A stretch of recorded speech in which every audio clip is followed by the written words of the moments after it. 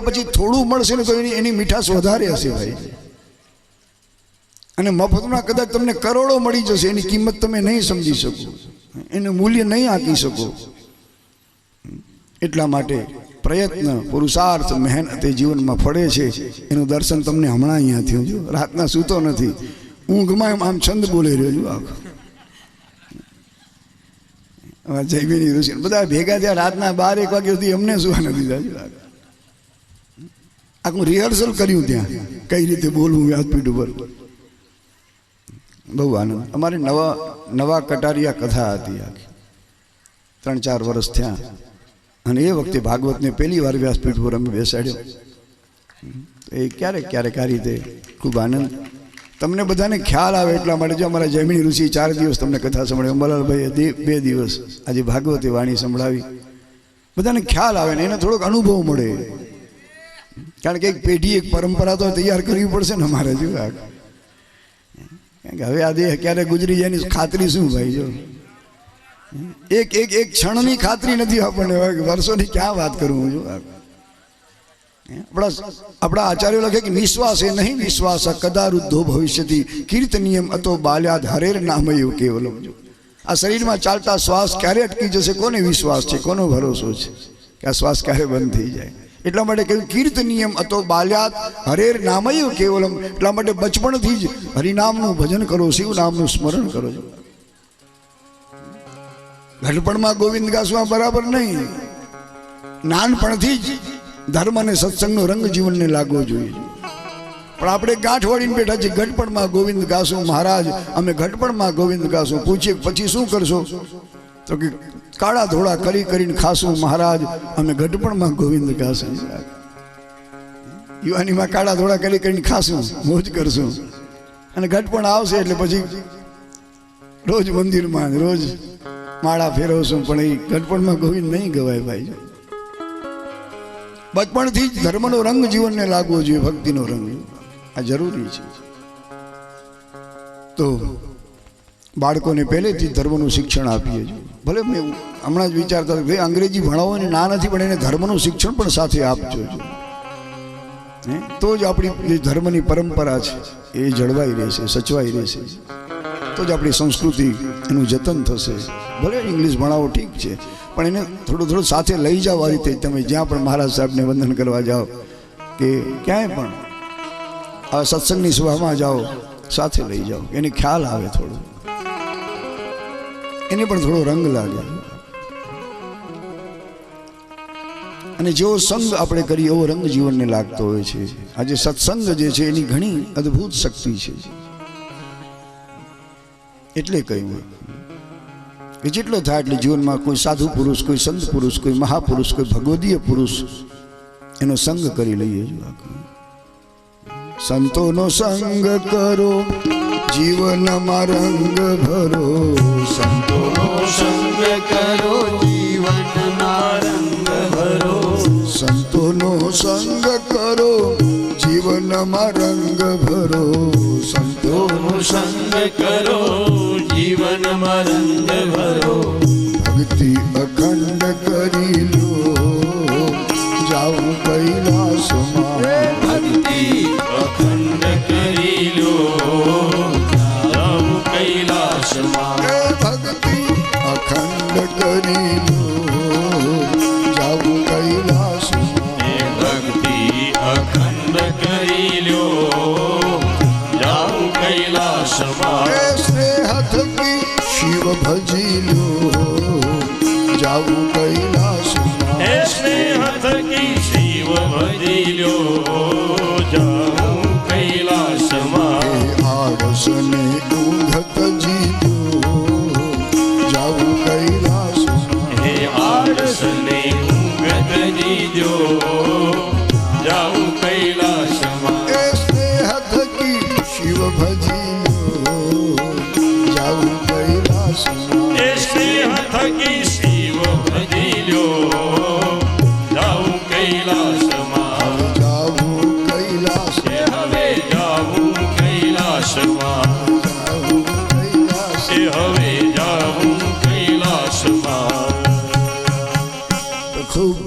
સત્સંગ કરી લ્યો, બસ અખંડ ભક્તિ કરો જીવનમાં. તો બહુ આનંદ આવ્યો. એમાં અમારા બે વડીલો ગાગોદર ગામના એમણે ઉપર આવીને રૂપિયાનો હાર પહેર્યો. તમે જુઓ, એ ફૂલના હાર કરતા રૂપિયાના હાર હારા લાગે છે. ફૂલના હાર તો ક્યારે કરમાઈ જાય ખબર ન પડે. જો બપોર થતા થતા તો અડધા કરમાઈ જાય, હાંજના તો કાંઈ ન હોય, પણ રૂપિયાના હાર જલ્દી કરમાય નહીં. ખિસ્સામાં પડ્યા હોય તો હારા લાગે. તમે જોજો, જેના માણસના ગજવામાં રૂપિયા હોય ને માણસની તમે આમ આમ ચાલ જોજો, આમ હાથ ફોડા કરીને હાલતો હોય. જો એની ચાલમાં આપી ગતિ દેખાય તમને. અને જેના ખિસ્સા ખાલી હોય ને તમે જોજો, માણસ આમ ઢીલો ઢીલો હાલતો હશે. એના પગમાં ગતિ નહીં દેખાય, જોશ નહીં દેખાય. રૂપિયામાં ઘણો પાવર, ઘણી તાકાત. કળિયુગ છે ને આ અર્થયુગ. મેં પેલા કહ્યું પહેલા ધર્મયુગ હતો, સત્ય ત્રેતા દ્વાપર એ ધર્મયુગ, પણ અત્યારે કલિયુગ છે અર્થનો યુગ છે. આપણે ત્યાં કહેવત પડી કે નાણાં વિનાનો નાથીઓ અને નાણે નાથાલાલ. 2-5 વર્ષ 10 વર્ષ વલસાડમાં જાય, મુંબઈ જાય અને કમાઈ આવે એટલે એ જ માણસ, એ જ વ્યક્તિ પણ ગામમાં પૂછા કરે કે કોણ, તો કે નાથાલાલ શેઠ છે. આ છે રૂપિયાની તાકાત. પેલા ધર્મ મુખ્ય હતો આપણા જીવનમાં, આ ધન મુખ્ય થઈ ગયું. શું કરે, સમય વર્તે સાવધાન ભાઈ. જો જેવો સમય પ્રમાણે વર્તવું પડે. પણ છતાં ધન છે એક ભૌતિક તમને સુખ આપશે, પણ ધર્મથી તમને આધ્યાત્મિક આનંદ મળશે. ધર્મના પાલનથી આધ્યાત્મિક આનંદ મળે, આંતરિક સુખ મળે. જ્યારે ધન છે બાહ્ય સુખ આપી શકે, જે હંમેશા ટકતું નથી, ક્ષણિક સુખ છે. હનુમાનજીની ખૂબ સુંદર કથા તમે સાંભળી.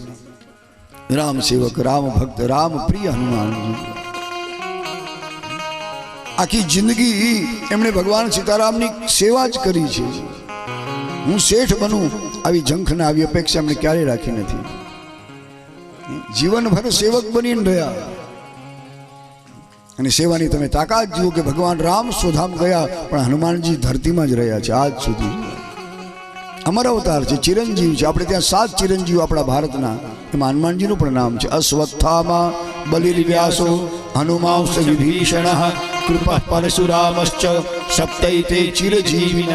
ભારતના 7 ચિરંજીવ મહાપુરુષો. પહેલું અશ્વત્થામાનું લખ્યું છે. અને હમણાં જ કથા આવશે આ શિવ પુરાણમાં કે અશ્વત્થામા પણ ભગવાન રુદ્રનો અવતાર છે, શિવનો.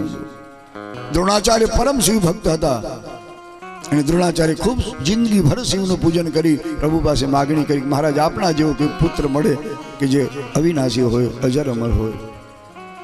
અને દ્રોણાચાર્યની ભક્તિ ભાવનાથી પ્રસન્ન થઈને ભગવાન શંકર એમને ત્યાં પુત્ર થઈને જન્મ્યા. એક જ દીકરો દ્રોણ મહારાજનો, એનું નામ અશ્વત્થામા, રુદ્રનો અવતાર છે. અમર છે, ચિરંજીવ છે. અત્યારે ક્યાં હશે આપણે ન જાણી શકીએ, પણ હશે જરૂર. અમુક તત્વો એવા છે જેને આપણે ચર્મચક્ષુથી, આ બહારની આંખોથી નથી જોઈ શકતા. એના દર્શન જ્યારે અંદરની આંખો ઉઘડે, આંતરચક્ષુ, ત્યારે જ થાય છે. આંતરચક્ષુ ખુલે આપણી. જેમ શરીરની આંખો છે એમ થોડીક મનની આંખો બતાવી છે. મનની આંખ દ્વારા આવા જે મહાન પુરુષો, એના દર્શન થાય, એની ઝાંકી થાય. આપણે સ્થૂળ દ્રષ્ટિથી એને ન જોઈ શકીએ, ન દર્શન કરી શકીએ. આવા 7 પુરુષો આપણા ચિરંજીવ. અશ્વત્થામાનું પહેલું નામ બલિરાજા, જેણે ભગવાનને 3 પગલા ભૂમિનું દાન કર્યું. 3 પગલામાં ભગવાને આખું બ્રહ્માંડ માપી લીધું, કાંઈ રહેવા દીધું નહીં આ માણસ પાસે. 3 શું કામ? 2 પગમાં બ્રહ્માંડ મપાઈ ગયું. 3જું પગલું એના મસ્તક પર પધરાવી ભગવાન એને પાતાળમાં ચાંપ્યો છે, સુતલ લોકમાં. બલિરાજા અમર છે, ચિરંજીવ છે. આજ પણ સુતલ નામના પાતાળમાં બેઠો છે. અને નિરંતર 24 કલાક ભગવાન નારાયણ, ભગવાન વિષ્ણુ પરમાત્મા એના ચોકીદાર થઈને ઊભા છે, એના વોચમેન બન્યા છે બલિરાજા. બલિરાજા સોનાના પલંગમાં આરામ કરતા હોય ને ભગવાન રાત્રિ દિવસ જાગ્રત થઈ એની ચોકી કરે. આ શક્તિ દાનની છે. કારણ કે ભગવાનને પોતાનું સર્વસ્વ દાન આવીને કરી દીધું, કંઈ રાખ્યું નહીં પોતાની પાસે. 3 ભુવનનો માલિક હતો બલિ, સ્વર્ગ, મૃત્યુ, પાતાળ 3 લોકનો માલિક. પણ ભગવાન વામન થઈને આવ્યા વિષ્ણુ પરમાત્મા અને દાન માગ્યું. વચન આપ્યું કે આપ જે કહો તે આપું. અને ભગવાને 3 પગલા ભૂમિનું દાન માગ્યું અને કહ્યું ને 2 પગમાં આખું બ્રહ્માંડ માપી લીધું છે ભગવાન વામન પ્રભુએ. 3જું પગલું મસ્તકે મૂકી અને પાતાળમાં ચાંપી દીધું. દાનનો મહિમા છે. કે બલિયા ચિરંજીવ બન્યો, અમર બન્યો, ભગવાન એના ચોકીદાર, એના વોચમેન બન્યા છે. આ શક્તિ દાનની છે. અને ખરેખર આપ સૌને ખૂબ મારા લાખ લાખ ધન્યવાદ કે અહીંયા પણ તમે ખૂબ આ જીવદયા માટે ખૂબ દાન કરી રહ્યા છો. જયશંકરભાઈ કે રોજ સંખ્યા વધતી જાય છે. 1,28,000 ગઈકાલે થયા. વાહ ભાઈ વાહ, જય હો. 1 લાખ જો વધતું જ જાય છે. ખરેખર ધન્ય છે. બહુ સારું. ગાયો માટે, પંખીઓ માટે જે કંઈ થાય, મેં કહ્યું કે આ ભૂત યજ્ઞ છે. જેમ આપણે જગતમાં જીવીએ છીએ શાંતિથી સુખીથી, એમ પશુ પંખીઓને પણ જીવવાનો એટલો જ અધિકાર છે. અને એના માટે તમે દાન કરો છો, ખરેખર ખૂબ ધન્ય છે. મેં તમારા જયસિંહભાઈને વાત કરીએ કે અમારી અંતરજાળમાં કથા હતી 2-3 વર્ષ પહેલા. અંતરજાળ આદિપુર પાસે આહિરોનું ગામ, બહુ મોટું ગામ છે, 7,000-8,000ની વસ્તી. અને એમણે ભાગવતનું આયોજન કર્યું અને એમાં લખ્યું કે ન ભૂતો ન ભવિષ્યથી, એવી ભાગવત કથા. અને કથાકાર તરીકે એમણે મારી પસંદગી, કારણ કે ગામમાં અગાઉ પણ મેં 4 કથાઓ કરેલી, એ 5મી કથા હતી અને ખરેખર એવી દિવ્ય બની. અત્યારે જે મંડપમાં બેઠો છે એના કરતાં 4 ગણો મંડપ હતો. રસોડામાં રોજ 12,000 થી 15,000 માણસો ભોજન લેતા. અને તમામ ખર્ચ કાઢતા 2 કરોડ રૂપિયા ગાયો માટે બચાય કથા ધર્મજીભાઈ. 2 કરોડ રૂપિયા તમામ ખર્ચ, મંડપનો, રસોડાનો, ભૂદેવોનો, બધા જ ખર્ચા કાઢતા 2 કરોડ રૂપિયા ગાયો માટે બચ્યા. પેલા લોકોને ગાયોના પાલન માટે ડાયરા કરવા પડતા. કલાકારોને બોલાવે ને આખી રાત ઉજાગરા કરે, રૂપિયા ઉડાડે. ત્યારે એ 5 લાખની ઘોર થાય, એમાંથી ગાયોને હાલતું ફંડફાળો કરવો પડતો. પણ ભગવાને એવી કનૈયાએ દયા કરી આ કથાએ કે 2 કરોડ રૂપિયા વધી પડ્યા. અને પછી એમણે એ રૂપિયાનું શું કર્યું હશે, કદાચ તમને સવાલ થાય તો એમણે જે ગામના મોટા શ્રીમંતો હતા, વેપારીઓ, ધંધાદારી, અને જે પાછા આપી શકે જરૂર પડે તો ક્યારેક, એવાને વ્યાજે આપ્યા. 2% વ્યાજે. જો જયશંકરભાઈ કીધું ઘણું કહેવાય કે પણ શું થાય કે મેં તો દીધા નથી. જો 2% વ્યાજ. એ કે જયશંકરભાઈ વેપારીને મને કે 1.25% તો ઘણો કહેવાય, પણ બધું થાય શું હોય? આખા ગામને આપણે શું કહી શકીએ ભાઈ? 2% વ્યાજે રૂપિયા મૂક્યા ને એમાંથી કેટલા થાય? તો આ વેપારી છે, તરત મને હિસાબ કરીને કે 4 લાખ રૂપિયા થાય મહિનાના. 4 લાખમાંથી ગામની ગાયો આજ પણ લહેર કરે છે. હવે એમને ક્યાંય ફંડફાળા કરવાની જરૂર નહીં, કોઈ ડાયરા કરવાની જરૂર નહીં. દર મહિને 4 લાખ રૂપિયા ગાયો માટે મળે. આખા ગામની ગાયો પ્રેમથી એ આરોગ્ય. આ જીવ દયા લોકો કરતા હોય છે. જો આજ પણ લોકોની દયાનું ઝરણું સુકાણું નથી એના દિલમાંથી. દાનની સરવાણી આજ પણ દાનની સરિતા વહી રહી છે આ ભારતમાં. એક તો ભારતની મોટાઈ છે, એ આ દેશની મહાનતા છે, આ દેશનું ગૌરવ છે કે હજી દાતારી તમારી ગઈ નથી. ધન્ય છે. પાંજરાપોળમાં ગઈકાલે કેટલા કરોડ? 19 કરોડ. જોજો ધરમજીભાઈ કે કાલે પાંજરાપોળ અહીંયા બન્યું મનફરામાં. બહુ સરસ. ગાયો માટે પાંજરાપોળ 19 કરોડમાં બનાવ્યું છે. અને હજી ખર્ચ તો ચાલુ છે, દિવાલના બીજા ત્રીજા. તો વિચાર કર્યું ક્યાં પહોંચશે છે. જો ઓસવાડ ભાઈઓનું આ દાન કેટલું અદભુત. એટલે આવું જ્યારે સાંભળી ત્યારે આપણે છાતી ગજગજ ફૂલે, ભલે ભગવાને દીધું તમને. જો આ બધું આ જીવન સાર્થક કહેવાય. અને દીધેલું જ કામ આવશે. ખાધેલું તો પચી જશે પેટમાં, પણ તમે દીધેલું હશે બીજા માટે, એ જ તમને ઠેઠ સુધી કામ આવશે. અને એમાં ગાયો માટે, ગાયો છે બહુ પરોપકારી છે. આપણા ભારતના સંતો પરોપકારી, આપણા ભારતની ગાયો પરોપકારી, આપણા ભારતના વૃક્ષો પરોપકારી, આપણા ભારતની નદીઓ પણ પરોપકારી છે. એક સંસ્કૃતના વિદ્વાને લખ્યું કે પરોપકારાય વહંતિ નદ્યઃ, પરોપકારાય ફલંતિ વૃક્ષાઃ, પરોપકારાય દુહંતિ ગાવઃ, પરોપકારાય સતામ વિભૂતયઃ. વૃક્ષો પરોપકારી છે. ઝાડોનું આખું જીવન પરમાર્થ માટે, પરોપકાર માટે. વૃક્ષો પોતાના માટે નથી જીવતા. એના ફળ, એના ફૂલ, એની ડાળીઓ બધું આપણા માટે. આપણી નદીઓ પરોપકારી છે. ભારતની ગંગા, યમુના, નર્મદા વગેરે, કે બધું જ જળ, અમૃત જેવું નીર એ આપણા માટે છે. નદીઓ પોતાનું પાણી પોતે નથી પી જતી. માની લો કે નદીઓ પોતાનું જળ પી જાય તો પછી આપણે તો તરસે જ મરી જઈએ. એ પરોપકારી છે. આપણી ગાયો પરોપકારી છે. જુઓ, ભલે પશુ થઈને જન્મ્યું, ગાય પશુ નથી, એ દેવતા છે ગાય. સમસ્ત દેવતાઓ 33 કોટી દેવતા કહેવાય. કોટી એટલે 33 કરોડ પણ થઈ શકે. કોટીનો અર્થ અગ્રભાગ એવો થાય સંસ્કૃત ભાષામાં. આગળ બેસનારા જેમ અહીંયા બધા બેઠા છે ને, એમ 33 આપણા દેવતા એવા છે કે જ્યારે જ્યારે દેવોની સભા ભરાય ત્યારે 33 દેવતા સૌથી આગળ બેઠા હોય. પહેલી હરોળમાં એમનું સ્થાન હોય, પ્રથમ પંક્તિમાં. એમાં 11 એકાદશ રુદ્ર, જેમને ગઈકાલે સાંજે આપણે યાદ કર્યા. કશ્યપ મુનિ અને માં સુરભીને ત્યાં ભગવાન શિવ 11 સ્વરૂપે પ્રગટ થયા. એકાદશ રુદ્ર. 9 છે ગ્રહો છે, એટલે 11 ને 9 20 થયા. અષ્ટ વસુ છે, 28 થયા. 12 આદિત્ય છે. આદિત્ય સૂર્ય 12 કેટલા થયા આવે? 40 થયા છે. 40 ક્યાંથી થાય? 33 કોટીનું ગણવાની તૈયારી કરું, 40 બનાવી દીધા આખા. જે હોય તે 40 ન થાય. આપણું ગણિત કાચું છે હજી. 11 રુદ્ર જુઓ. 11 રુદ્ર, 9 ગ્રહ એટલે 20 થયા. અષ્ટ વસુ એટલે 28 થયા. અને બ્રહ્મા વિષ્ણુ મહાદેવ 3 ને જોડો એટલે કેટલા થયા? હવે તો કોઈ 31 થયા. તો 33 ન થયા, 2 રહી ગયા ને. 2 અશ્વિની કુમારોને ગણી લેજો. એટલે આ 33 જણા આગળ બેઠા હોય. ક્યાંય પણ સભા ભરાય, ધર્મ સભા આપણા ભારતમાં કે સ્વર્ગમાં, ત્યારે સૌથી પહેલા 33 દેવતા, એટલે આપણે એમ કહીએ 33 કોટી દેવતા. કોટી એટલે આગળ બેસનારા, પહેલી હરોળમાં બેસનારા. બીજા બધા પાછળ બેઠા હોય, પણ આ 33 દેવ આગળ બેઠા હોય. એ બધા જ ગાયના શરીરમાં છે. અને તમે એવું ચિત્ર જોયું હશે ગાય માતાનું, કે ગાય માતાના શિંગડાથી માંડીને પૂંછડા સુધી, એની ખરીઓ સુધી એક એક દેવ અંદર બિરાજે છે. એ છબી ક્યારેક જોજો, દર્શન કરજો, બહુ આનંદ આવશે. એની ખરીઓમાં 4 સમુદ્ર રહેલા છે. કેવા સુંદર! તમામ દેવતાઓ, ભગવાન બ્રહ્મા, ભગવાન વિષ્ણુ, ભગવાન મહાદેવ, ઇન્દ્રાદિક સમસ્ત દેવતાઓ ગાય માતાના શરીરમાં બિરાજે છે. અને જ્યારે દેવો એ બેસવા લાગ્યા, લક્ષ્મીજીને થોડુંક એમ થયું કે જનાવરના, એક પશુના શરીરમાં હું તો મહાલક્ષ્મી, મારે કેમ બેસવું? થોડું અભિમાન, થોડો ગર્વ થયો છે. પણ બધા જ દેવો જ્યારે ગાયના શરીરમાં બેસી ગયા, લક્ષ્મીજીને પસ્તાવો થયો, હું આખા દેવ સમાજની બહાર રહી ગઈ છું.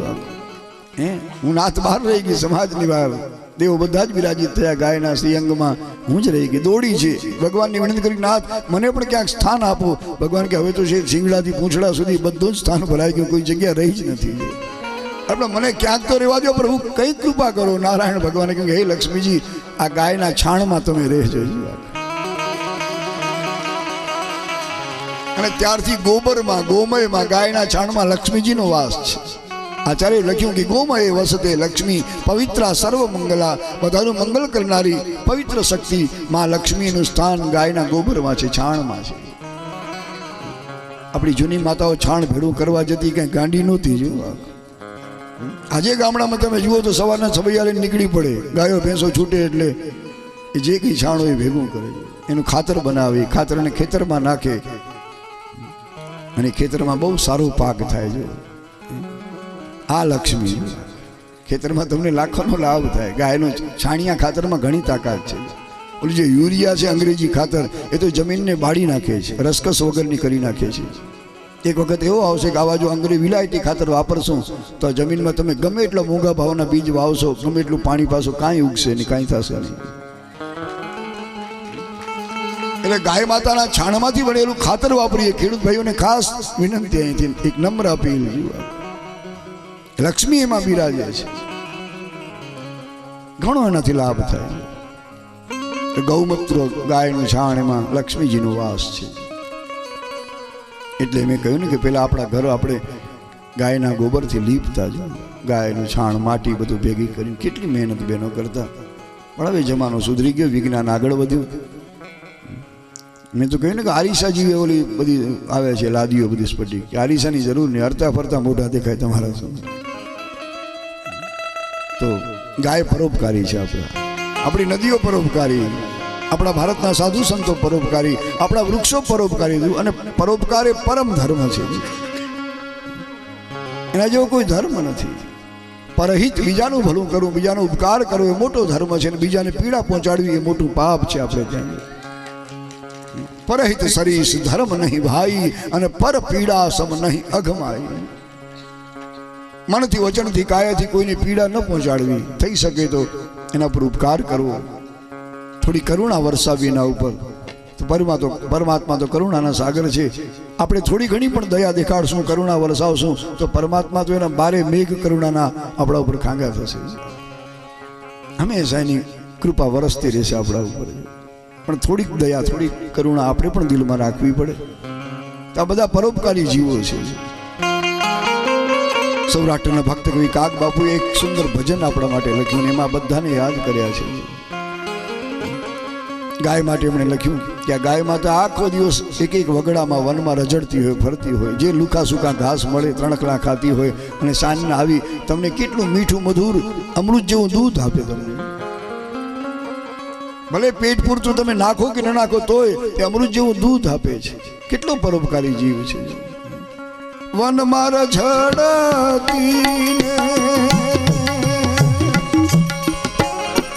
ઘાસ મુખે ચરતી, વનમાં રજડતી ને ઘાસ મુખે ચરતી હો. એ જીઓલી ગાવલડી એ પોતાનું દૂધ નથી પીતી રે, ઉપકારી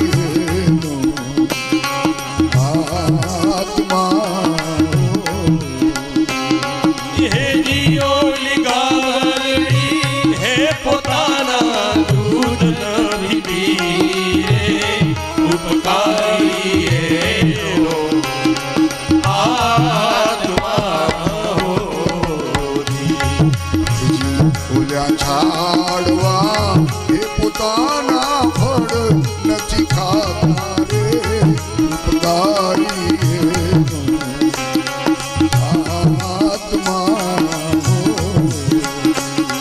હેજી ફૂલા ઝાડવા પોતાના ફળ નથી ખાતા રે, ઉપકારી એનો આત્મા હોરી.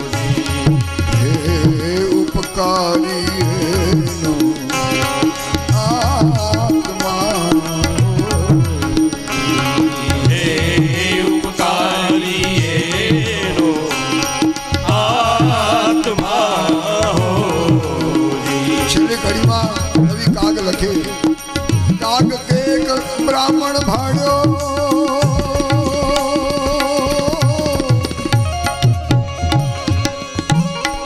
કાગ કેક બ્રાહ્મણ ભાડ્યો, ખંભે છે ઉછાળો, કાગડે બ્રાહ્મણ ભાળ્યો, ખંભે છે ઉચાળા રે. એ જીઓલ્યો બ્રાહ્મણ એ ફરે છે પગ પાડો રે, ઉપકારી આત્મા. હે જીવોલો બ્રાહ્મણ એ ફરે છે આજ પગ પાડો રે, ઉપકારી એનો આત્મા હોરી. હે ઉપકારી આત્મા. હે ઉપકારી એનો આત્મા હોરી. હે ઉપકારી આત્મા. હે ઉપકારી એનો આત્મા હોરી. બધા જ પરોપકારી છે આપણા ધરતીના. જો ગાયો, નદીઓ, વૃક્ષો, આપણા સંતો બધા પરમાર્થ માટે જીવે છે. એના જીવનમાં કોઈ સ્વાર્થ નથી. એ પરમાર્થી છે, પરોપકારી છે, પરહિત કરનારા છે. પરગજુપણું એના જીવનમાં દેખાય છે. એટલા માટે કહ્યું કે આ બધાની ખૂબ સેવા કરીએ દિલથી. તરુવર સરોવર સંત જન ચોથા બરસે મેહ પરમાર્થ કે કારણે આચારો ધરિયા દે. આ બધાએ જે શરીર ધારણ કર્યું આ ધરતીમાં એ પરમાર્થ માટે, પરોપકાર માટે, સ્વાર્થ માટે નહીં. તરુવર પેલું જ નામ, તરુ એટલે વૃક્ષ, ઝાડ. ઝાડવા પરોપકારી છે. મેં કહ્યું કે આખું જીવન એમનું ઝાડનું આપણા માટે છે. એની ડાળીઓ, એના થડ, એના ફળ, એના ફૂલ, એના પાન, બધું જ દુનિયાના લોકો માટે. નદીઓ પરોપકારી છે. પોતાનું અમૃત જેવું નીરાજ વર્ષોથી વહાવી રહી છે. ભલે આપણે એને ગંદી કરી નાખી સ્વાર્થી માણસે, પણ નદીઓ પરોપકારી. આપણી ગાયો પરોપકારી. એટલા માટે એની સેવા કરવી પડશે, એને જીવતી રાખવી પડશે. પણ આજ કળિયુગ છે, આપણને ઘણી ચિંતા થાય, દુઃખ થાય કે આ ગોવંશ કેમ બચશે. કારણ કે આજ હજારો કતલખાનાઓ આ ભૂમિ પર બન્યા છે. રોજ લાખો જીવો કપાઈ રહ્યા છે આ દેશમાં. જે દેશમાં ભગવાન ગોપાલ કૃષ્ણ બનીને આવ્યા, ઉઘાડા પગે એક એક વનમાં ભરી કનૈયાએ ગાયો ચરાવી. એક દેશમાં જ પ્રભુની પ્યારી લાખો ગાયો કપાઈ રહી છે. ખરેખર આ બધા માટે અતિ ચિંતાનો વિષય છે કે આમને આમ જો ચાલતું રહેશે તો ગાયોનો વંશ ક્યાંથી બચશે.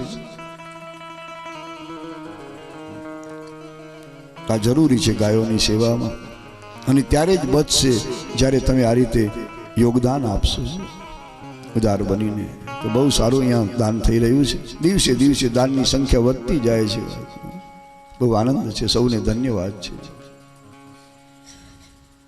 બસ ખાઓ રે, પીઓ ને વિગતે વાપરો, આ જરૂરી જુઓ.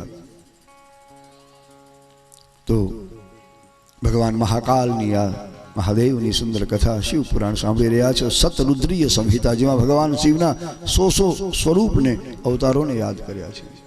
રુદ્રના 100 અવતાર, 10 અવતાર એક સાથે બતાવ્યા એક અધ્યાયમાં.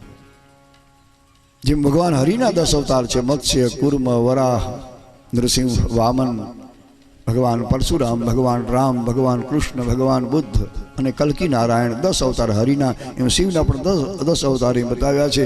પેલો અવતાર છે મહાકાલ. કાળથી પણ મહાન છે આ પરમ તત્વ શિવ, એટલા માટે મહાકાલ કહેવાના. કાળથી પણ મોટા છે. એ કાળનો પણ કાળ છે. શિવ તત્વને કાલ પણ કંઈ કરી શકતો નથી, એને મારી શકતો નથી. અવિનાશી તત્વ, એટલા માટે મહાકાલ કહેવાના. અને એ વખતે જગદંબા ભગવતી એ મહાકાલી કહેવાના. જો આમાં શિવ અને શક્તિ બેનું સાથે વર્ણન, કારણ કે બંનેનું અદ્વૈત બતાવ્યું છે. એમાં ભેદ નથી, એમાં જુદાપણું નથી, અલગ નથી, એક જ તત્વ છે. શિવ મહાકાલ કહેવાય તો માં ભગવતી ભવાની, માં જગદંબા મહાકાલી કહેવાય છે. એ પણ કાલથી મહાન છે, મહાકાલી. ભગવાનનો બીજો અવતાર એ તાર કહેવાય છે. બધાને ભવસાગરથી તારનારા છે પ્રભુ, એની કથા પણ તારનારી છે. એટલા માટે ભગવાન સદાશિવનું આ બીજો અવતાર તાર થયો. અને એ વખતે માં જગદંબા તારા દેવી કહેવાના છે. જે 10 મહાવિદ્યાઓનું વર્ણન વ્યાસ ભગવાને કર્યું છે, પણ 10 મહાવિદ્યા કહેવાય છે આપણે ત્યાં. સાધારણ વિદ્યાની મહાવિદ્યા, ભગવતીના 10 સ્વરૂપ, જેને 10 મહાવિદ્યા કહેવાય છે. એમાં તંત્ર શાસ્ત્રોમાં એનો ખૂબ મહિમા છે, આ 10 મહાવિદ્યાઓનો. આ જગદંબાની કૃપાથી એક નાનકડી પુસ્તિકા પણ એના ઉપર લખાણી માની દયાથી, એ છપાણી પણ છે. એનું નામ નવોદેવી મહાવિદ્યા રાખ્યું છે. 10 મહાવિદ્યા ઉપર થોડું ચિંતન કર્યું માની કૃપાથી. તો ભગવાન તાર કહેવાના, સદાશિવના બીજો અવતાર, અને ભગવતી તારા દેવી કહેવાના છે. એ પણ ભવસિંધુથી આપણને બધાને તારનાર છે, ભોગ અને મોક્ષ આપનાર છે બંને. ભગવાનનો ત્રીજો અવતાર શંભુનો બાલ ભુવનેશ્વર કહેવાય છે. તમે ઓરિસ્સામાં જાઓ ને, ઓડિશા જગન્નાથપુરીની બાજુ, ત્યારે ભુવનેશ્વરના જરૂર દર્શન કરજો. ઓરિસ્સાની રાજધાની કટક કહેવાય છે. એ કટકની બાજુમાં જ ભુવનેશ્વર મોટું શહેર છે, જિલ્લો છે ત્યાંનો. અને ત્યાં ભગવાન ભુવનેશ્વર સદાશિવ બિરાજે છે.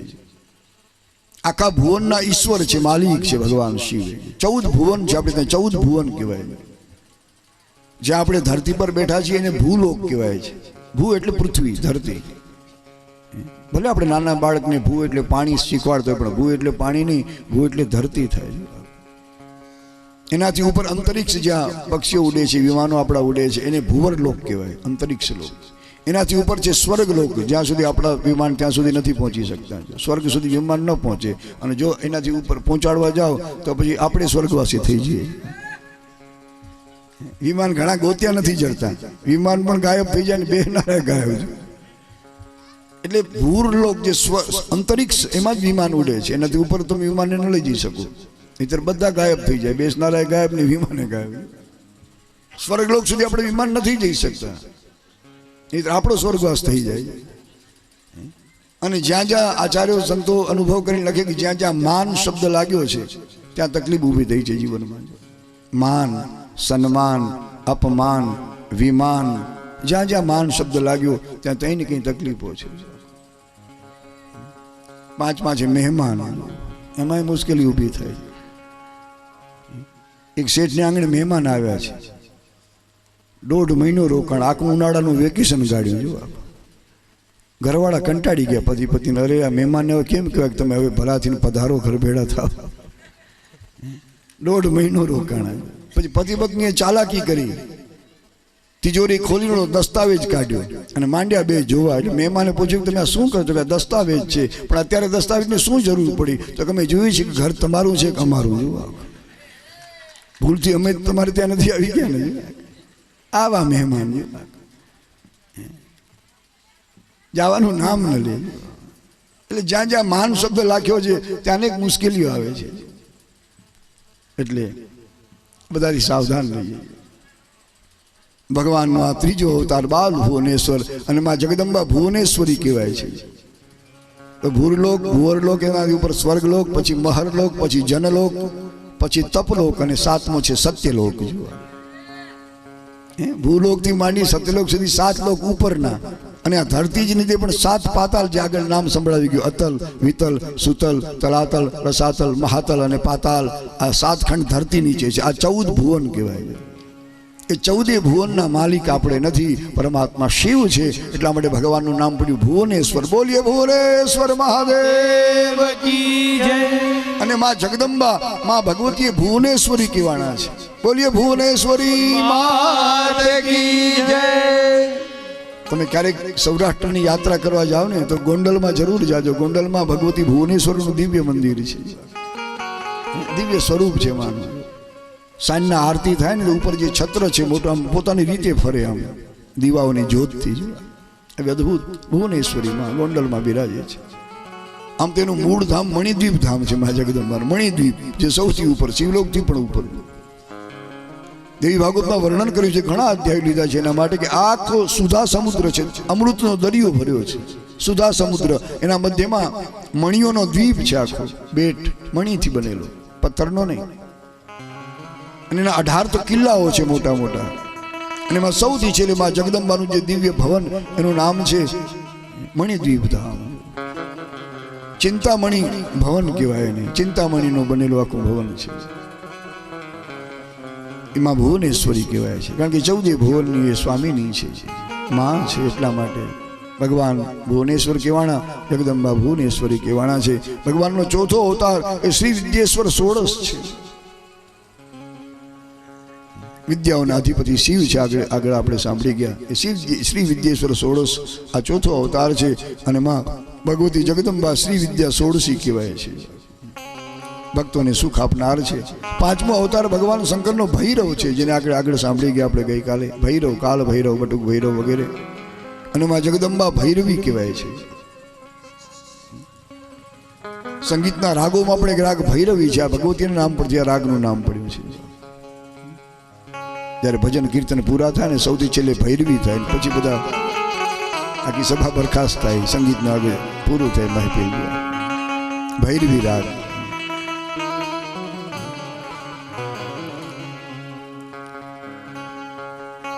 બહુ સુંદર રાગ છે ભૈરવી. પ્રભાતનો રાગ છે ભૈરવ રાગ, પણ રાત્રિનો રાગ છે ભૈરવી રાગ. શિવ એ જ ભૈરવ છે, અને માં શક્તિ, માં અંબા એ ભૈરવી કહેવાય છે.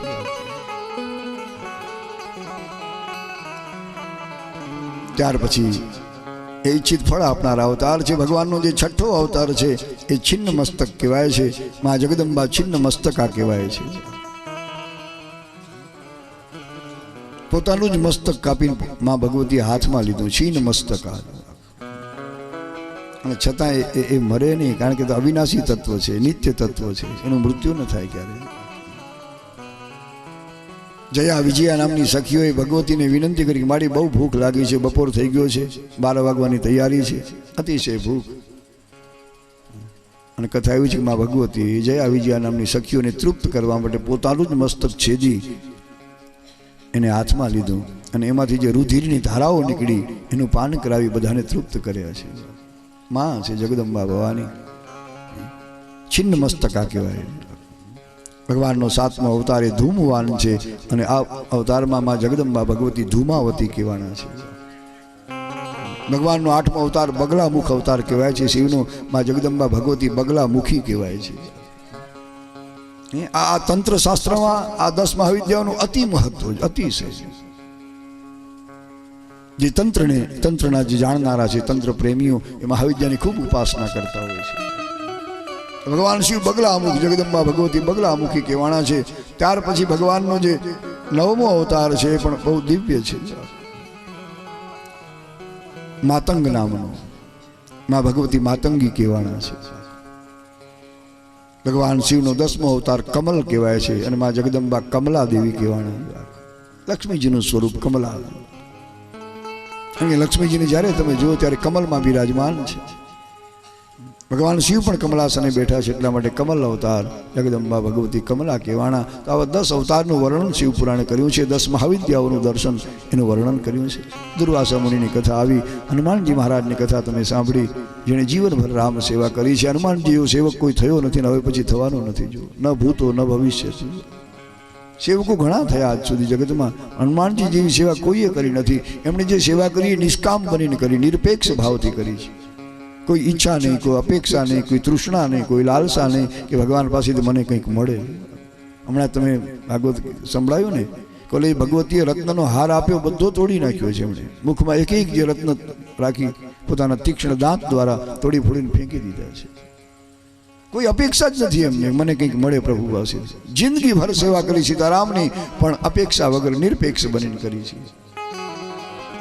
અને સેવા તો જ ફળે છે. આપણે કોઈની પણ સેવા કરીએ અને અનેક જાતની અપેક્ષાઓ રાખીએ કે મને સેવા દ્વારા મને આ મળે આ મળે, તો એ વસ્તુ કદાચ તમને મળી જાય, પણ પછી એ સેવા ભગવાન ધ્યાનમાં નથી લેતા. કારણ કે સેવાનું ફળ તમને આપી દીધું પ્રભુએ, પછી સેવા પરમાત્મા ન સ્વીકારે. એટલે જ્યારે પણ સેવા કરો, કોઈની પણ સેવા કરો, તનથી, મનથી, ધનથી, વચનથી અનેક રીતે સેવા થઈ શકે છે. સેવાના વિવિધ પ્રકારો આપણે ત્યાં બતાવ્યા છે કે તમે ધારો તો શરીરથી પણ સેવા કરી શકો, તમારી પાસે ધન હોય તો ધન દ્વારા પણ સેવા થાય. અરે ખાલી મંગલ વાણી તમારી ક્યારેક ઉપયોગી બને, ખાલી શબ્દોથી પણ તમે સંસારની સેવા કરીશું, શબ્દોથી ખાલી. કોઈ સત્તા મળે, ઘણી મોટી સંપત્તિ તો જ સેવા કરી શકો એવું નથી. તમારા શબ્દો પણ ક્યારેક બહુ ઉપયોગી બનતા હોય છે. કોઈ દુઃખી માણસ હોય, રુદન કરતો હોય, રડતો હોય, અને એ વખતે એની પાસે બેસી અડધો કલાક બેસી થોડી સાંત્વના આપો, આશ્વાસન આપો, દિલાસો આપો, આ તમારી મહાન સેવા છે, બહુ મોટી. એ માણસ કેટલો રાજી થાય. હું જ્યારે દુઃખી હતો, રડતો હતો શોકમાં, ત્યારે આ માણસ મારી પાસે આવીને મારી પૂછા ગાછા કરી મને દિલાસો આપ્યો, એને કેટલો આનંદ થાય. આ શબ્દ છે, વાણીની સેવા. તો તનથી પણ સેવા થાય, ધન મળ્યું તો ધનથી પણ સેવા થાય, વચનથી પણ સેવા થાય. અરે મનથી પણ તમે ધારો તો સેવા કરી શકો. મનમાં પણ અમે આ શુભ સંકલ્પ કરીએ મનથી ખાલી કે આખા જગતનું કલ્યાણ થાય, બધાનું ભલું થાય, બધાનું હિત થાય. મનથી હવે વિચાર કરીએ, બસ આ માનસિક સેવા છે, બહુ ઉત્તમ સેવા છે. બધા કરતા ઉત્તમ માનસી સેવા છે. અને આવી માનસી સેવા આપણે ભગવાન શિવની માં ભગવતીની પણ કરી શકીએ. એમાં કોઈ ચીજ વસ્તુની જરૂર નહીં, ન ચંદનની, ન પુષ્પની, ન બલિપત્રની, કંઈ નૈવેદ્યની, કોઈ માનસી સેવામાં કોઈ વસ્તુની જરૂર નથી, કોઈ પદાર્થની ત્યાં જરૂર નહીં. કેવલ મન દ્વારા જ આપણે બધું કરવાનું, માનસી સેવા. અને આવી સેવા કરી છે. એક મોટા શેઠ વલ્લભાચાર્ય મહારાજ પાસે આવ્યા, બનેલી ઘટના. પુષ્ટિ સંપ્રદાયના પ્રવર્તક, જેણે એક નવો પંથ જગતને આપ્યો, આચાર્ય વલ્લભ પ્રભુ. શ્રીમંત શેઠ હતા, પણ થોડા કંજૂસ હતા. સ્વભાવ બહુ ચમડી તૂટે પણ દમડી ન છૂટે. ખિસ્સામાં હાથ નાખો તો એમ કે મારું ગળું કાપી લ્યો, મહેરબાની કરી ખિસ્સામાં હાથ ન નાખજો. આવા કંજૂસ. આચાર્ય વલ્લભ પાસે આવીને કહ્યું કે સ્વામીજી તમે કંઈક મને એવી પૂજા બતાવો, એવી સેવા બતાવો કે એક પૈસાનો ખર્ચ ન થવો જોઈએ. અરે પણ શેઠ તમારી પાસે કરોડો છે તો કે ભલે હોય પણ મારો જીવ નહીં હાલે. પણ ભગવાન માટે તો વાપરો તો કે નહીં, ભગવાન માટે જીવ નહીં હાલે. કોઈક મફતની સેવા બતાવો. અલ્વાચાર્ય કહ્યું ઠીક છે શેઠ તમે માનસી સેવા કરો, બધું મનથી, કોઈ વસ્તુ લઈ આવવાની નહીં બજારમાંથી, એક પૈસાનો ખર્ચ નહીં. રોજ ભગવાનને જાણે આમ કનૈયાને બેસાડ્યા છે સોનાના બાજોટ પર અને ભડક્યા છે. અરે રે મારા સોનાનો બાજોટ તો કેટલો મોંઘો, પણ ભાઈ ખરીદવાનો નથી. મનથી ખાલી કલ્પના કરવાની કે સોનાનો બાજોટ ઢાળ્યો છે, પ્રભુને બિરાજમાન કર્યા છે. જમુના જળથી એમને સ્નાન કરાવવાના, પણ જમુનાજી તો કેટલા દૂર છે અમારાથી. પણ લેવા નથી જવાનું, ખાલી મનથી જ કલ્પના કરવાની છે, કોઈ વસ્તુ લેવાની નથી. સોનાના થાળમાં ભગવાનને 56 ભોગ ધરાવવાનો રોજ. અને શેઠ ભડક્યા કે મારા સોનાનો થાળ કંઈ સસ્તો આવે અને 56 ભોગ 56 પ્રકારની વસ્તુ ધરાવવાની. અરે પણ બધું મનથી ધરાવવાનું છે. અને શેઠે આ સેવા સ્વીકારી પછી તો બીજા દિવસથી શરૂ કરી 12 વર્ષ અખંડ એણે આ નિયમ પાડ્યો છે, કોઈ દિવસ નિયમ તૂટવા દીધો નથી. અને કોઈ પણ તમારી ઉપાસના આરાધના તમે 12 વર્ષ કરો એટલે સિદ્ધ બની જાય, તમને સિદ્ધિ મળે. એક દિવસ શેઠ 12 વર્ષ થઈ ગયા છે, સવારે આ રીતે માનસી પૂજા કરતા બેઠા છે કનૈયાની. સોનાનો કટોરામાં એણે દૂધ ધરાવ્યું ભગવાનને, અંદર સાકર નાખી. પણ કંજૂસ શેઠને થયું કે આ સાકરમાં કંઈ 2-4 ટુકડીઓ વધારે પડી ગઈ લાગે, લાવને કાઢી લઉં. કંજૂસ સ્વભાવ ને, લોભી માણસ. એ માંડ્યા આંગળીઓ ફેરવા, સાકર કાઢવા. ત્યાં તો ભગવાન બાલકૃષ્ણ પ્રગટ થયા. શેઠનો હાથ પકડ્યો કે નથી કટોરો, નથી દૂધ, અને આંગળીઓ ફેરવો છો સાકર કાઢવા, આમાં તમારા પિતાશ્રીનું ક્યાં કંઈ જાય છે. ભગવાન પ્રગટ થયા, દર્શન આપ્યા, એને ધન્ય બની ગયા છે. 12 વર્ષની એની આ માનસી સેવા સફળ થઈ, પ્રભુના દર્શન મળ્યા છે, આશીર્વાદ પણ મળ્યો છે. તો સેવા ઘણી પ્રકારે માણસ ધારે તો કરી શકે, તનથી, ધનથી, વચનથી, મનથી પણ સેવા થાય. એટલે વેદોમાં શિવ સંકલ્પ સૂક્ત લખ્યું, એમાં કહ્યું કે તન્મે મનઃ શિવ સંકલ્પ મસ્તુ. હંમેશા મારું મન શુભ સંકલ્પ કરે, સારા વિચારો કરે કે જેમાં બધાનું હિત સમાયેલું. ઓમ જજાગ્રતો દૂરમુદૈતિ દૈવં તદુ સુપ્તસ્ય તથૈવૈતિ દૂરંગમંજ્યોતિકાંજ્યોતિરેકં તન્મે મનઃ શિવ સંકલ્પમસ્તુ. યજુર્વેદના મંત્ર છે, રુદ્રીના પ્રથમ અધ્યાયમાં લખ્યું કે મારું મન હંમેશા શિવ સંકલ્પ કરે, શુભ સંકલ્પ કરે, કોઈને માટે ખોટો વિચાર ન કરે. આપણે એક સેવા છે મોટી. તો સેવાનો ખૂબ મહિમા બતાવ્યો છે. હનુમાનજી મહારાજ સેવાની પરમ મૂર્તિ છે. જીવનભર નિષ્કામ ભાવથી સેવા કરીને એટલે જ આજે આખી દુનિયામાં પૂજાઈ રહ્યા છે. જય જયકાર થાય બજરંગ બલીનો. શાંતિથી બિરાજો, શાંતિથી ખૂબ સ્થિરતાથી બેસો. બહુ 12 તો વાગ્યા છે, વધારે સમય નહીં લઉં તમારો, અડધો કલાક વધારે આપણે ખેંચશું. ઘણાના સન્માન કરવાના છે. જયશંકરભાઈ રોજ મને કે બધા રહી જાય છે, હવે થાય શું આમાં? એક સન્માન માટે આખો કાર્યક્રમ રાખવો પડે તો થાય છે. કથા આપણી મુખ્ય છે, પ્રધાન, એટલા માટે કહું છું. આપણી પ્રધાન કથા છે, બાકી બધું ગૌણ. તમે આ પરિવારને જોજો, આટલો મોટો ખર્ચ કરે છે, એને સન્માનની જરાય પડી નથી. કોઈની સાલ કંઈ સ્વીકારતા નથી આ પરિવારના ભક્તો બધા. જો વેલજીભાઈ કોઈ બધા ના પડી નહીં, અમારે સન્માનની જરૂર નથી. અમને તો આ મંગલ ઉત્સવ કરવા મળ્યો એ જ અમારું સન્માન છે. કેવડો મોટો ઉત્સવ, મહામહોત્સવ 10 દિવસનો ભાદરગઢને આંગણે. જો આનાથી મોટું સન્માન કયું હોય? ભોળોનાથ સ્વયં સન્માન કરે છે. સંતની ભૂમિમાં આટલું મોટું આયોજન, કેટલું અદભુત. અને આટલા બધા લોકો તમારી આ કથા યાત્રામાં સામેલ થયા છે. આ પણ ઓછું સન્માન ન કહેવાય. ગામથી, દૂરથી, કોઈ મુંબઈથી, કોઈ વલસાડથી, અને આખા રાપર તાલુકા, ભચાઉ, ક્યાંથી આવ્યા છે આપ સૌ બધા. આ પરિવારનું બહુ મોટું સન્માન કહેવાય કે તમારા સ્નેહના સૂત્રમાં બંધાઈ, સ્નેહના દોરમાં આમ ખેંચાઈને આવ્યા છે બધા. આ બહુ મોટું સન્માન. સાલ તો ઠીક છે કે એ 100 રૂપિયાની સાલ ભલે આપણી હોય, પણ એના કરતાં આ બહુ મોટું સન્માન છે કે આટલા બધા લોકો દિવસે દિવસે મંડપ છલકાતો જાય છે. આ તો રવિવાર પર શું કહેવું છું, રવિવારના નિશાળો બંધ હોય, રવિવારના ઓફિસો બંધ હોય, રવિવારના દરેક કથામાં ભક્તો ખૂબ વધી જાય, ગમે ત્યાં હોઈએ અનુભવ થાય. રજાનો દિવસ છે, લોકોને એમ થાય કે જ્યાં ત્યાં રખડી ના કરતા હાલો ભગવાનની કથા સાંભળી આવે, 1-2 કલાક જે આનંદ મળે. અને મળેલી રજાનો આ સાચો ઉપયોગ છે, સદુપયોગ છે. જો તમે ક્યાંક રખડવા આંટા મારવા નીકળી જાવ એના કરતાં ભગવાનના મંડપમાં શાંતિથી બેસો, કેટલો આનંદ મળે. ભગવાનની કથા એટલી દિવ્ય અને મધુર છે. મારે તો ખાલી સમજાવવાની, અમારે તો આ કોશિશ કરવાની, બાકી તો આ શાસ્ત્ર જેટલું મધુર છે, દિવ્ય છે. સંસ્કૃતમાં બધા ન સમજી શકે એટલા માટે અમે ગુજરાતી ભાષામાં આપને સમજાવવાની કોશિશ કરી રહ્યા છીએ. બાકી શાસ્ત્ર જેટલું દિવ્ય છે, મધુર છે. એટલે આ મધુરતાનું, મધુર રસનું પાન કરવા આપ સૌ પધાર્યા છે. જ્યાં આપણું મન લાગે એ જ આપણા માટે મધુર ગણાય, મીઠું ગણાય. આચાર્યોએ લખ્યું, સંસ્કૃતના વિદ્વાનોએ, કે દધિ મધુરમ મધુ મધુરમ દ્રાક્ષા મધુરા સુધાપી મધુરૈવ તસ્ય તદેવ હિ મધુરમ યસ્ય મનો યત્ર સંલગ્ન. જે માણસનું મન જે વસ્તુમાં, જે પદાર્થમાં લાગ્યું એ એને માટે મધુર છે. દધિ મધુરમ, કોઈને દૂધ મીઠું લાગે, દૂધના કટોરા આખે આખા ઉતારી જાય પેટમાં. કોઈને દહીં મીઠું લાગે, દહીંના વાટકા ઉપાડી જાય. કોઈને મધ મીઠું લાગે તો મધ ચાટતા થઈ જાય. પણ એ સારું નથી, મધની મનાઈ કરી છે. કારણ કે મધમાં અનેક મધમાખીઓ બિચારી મધને ઉતારવામાં મરતી હોય છે, બહુ હત્યા થતી હોય છે. મધપૂડો જે હોય ને, બિચારી મધ કેટલી મહેનત કરે, એક એક ફૂલ ઉપર બેસી એના મધુર રસને ચૂસી એ બધું મધપૂડામાં ભેળું કરે, અને પોતાના ઈંડા બચ્ચા માટે છે. પણ સ્વાર્થી માણસ બીજાનો વિચારતો નથી, પોતાનો જ વિચાર કરે. એ ધુવાડા કરે નીચે ભયંકર, અને ધુવાડામાં કેટલી મધમાખીઓ ગુંગળાની બિચારી ખલાસ થઈ જાય. જે ઉડી જાય બચી જાય, પણ જે બેસી રહે એ ધુવાડામાં ગુંગળાની ખલાસ થઈ જાય. એટલે એમાં બહુ હિંસા રહેલી છે. ભલે આપણને ન લાગે, સ્વાર્થને કારણે માણસની બુદ્ધિ બેર મારી જાય છે. સ્વાર્થમાં માણસ અંત બની જાય છે, પછી બીજું કંઈ નથી વિચારતો. પણ ઘણી હિંસા છે.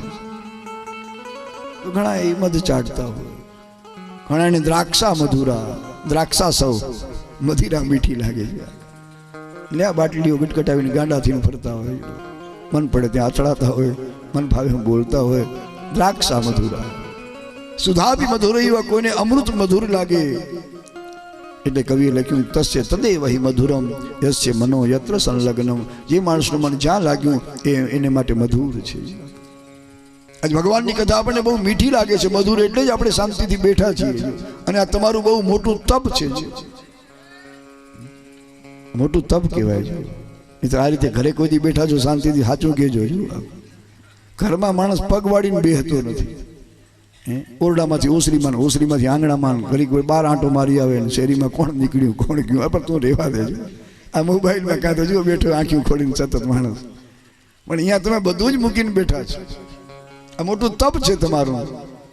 અને આવું તપ ભગવાન ભોળિયાનાથની કૃપા વગર સંભવ નથી, શક્ય નથી. બહુ કૃપા ઉતરી છે આપ સૌ ઉપર. બાદરગઢ તો પરમ ભાગ્યશાળી છે જ, કારણ કે સંતની ભૂમિ. પણ આપણા બધાનું મોટું પુણ્ય છે. તમે બધા તપ કરી રહ્યા છો. જય. તો બહુ આનંદ છે મને. ભગવાન સદાશિવના કેટલા બધા અવતારો એનું વર્ણન કર્યું છે. ભગવાન સદાશિવે બીજા ઘણા દિવ્ય અવતારો ધારણ કર્યા છે. ભગવાન સદાશિવ એનો દુર્વાસા અવતાર, જેનો આપણે થોડું કાલે વર્ણન કરેલું. અંબરીશ રાજાને કેટલી મોટી પરીક્ષા કરી એને, પણ અંતે અંબરીશ એને ખૂબ આશીર્વાદ દીધા કે તમારો જસ, તમારો મહિમા, તમારી કીર્તિ ખૂબ વધશે. આજ પુરાણોમાં એમની કથા લખાણી. રામની પણ ખૂબ કસોટી દુર્વાસા મુનિએ કરી, કારણ કે રુદ્રનો અવતાર છે.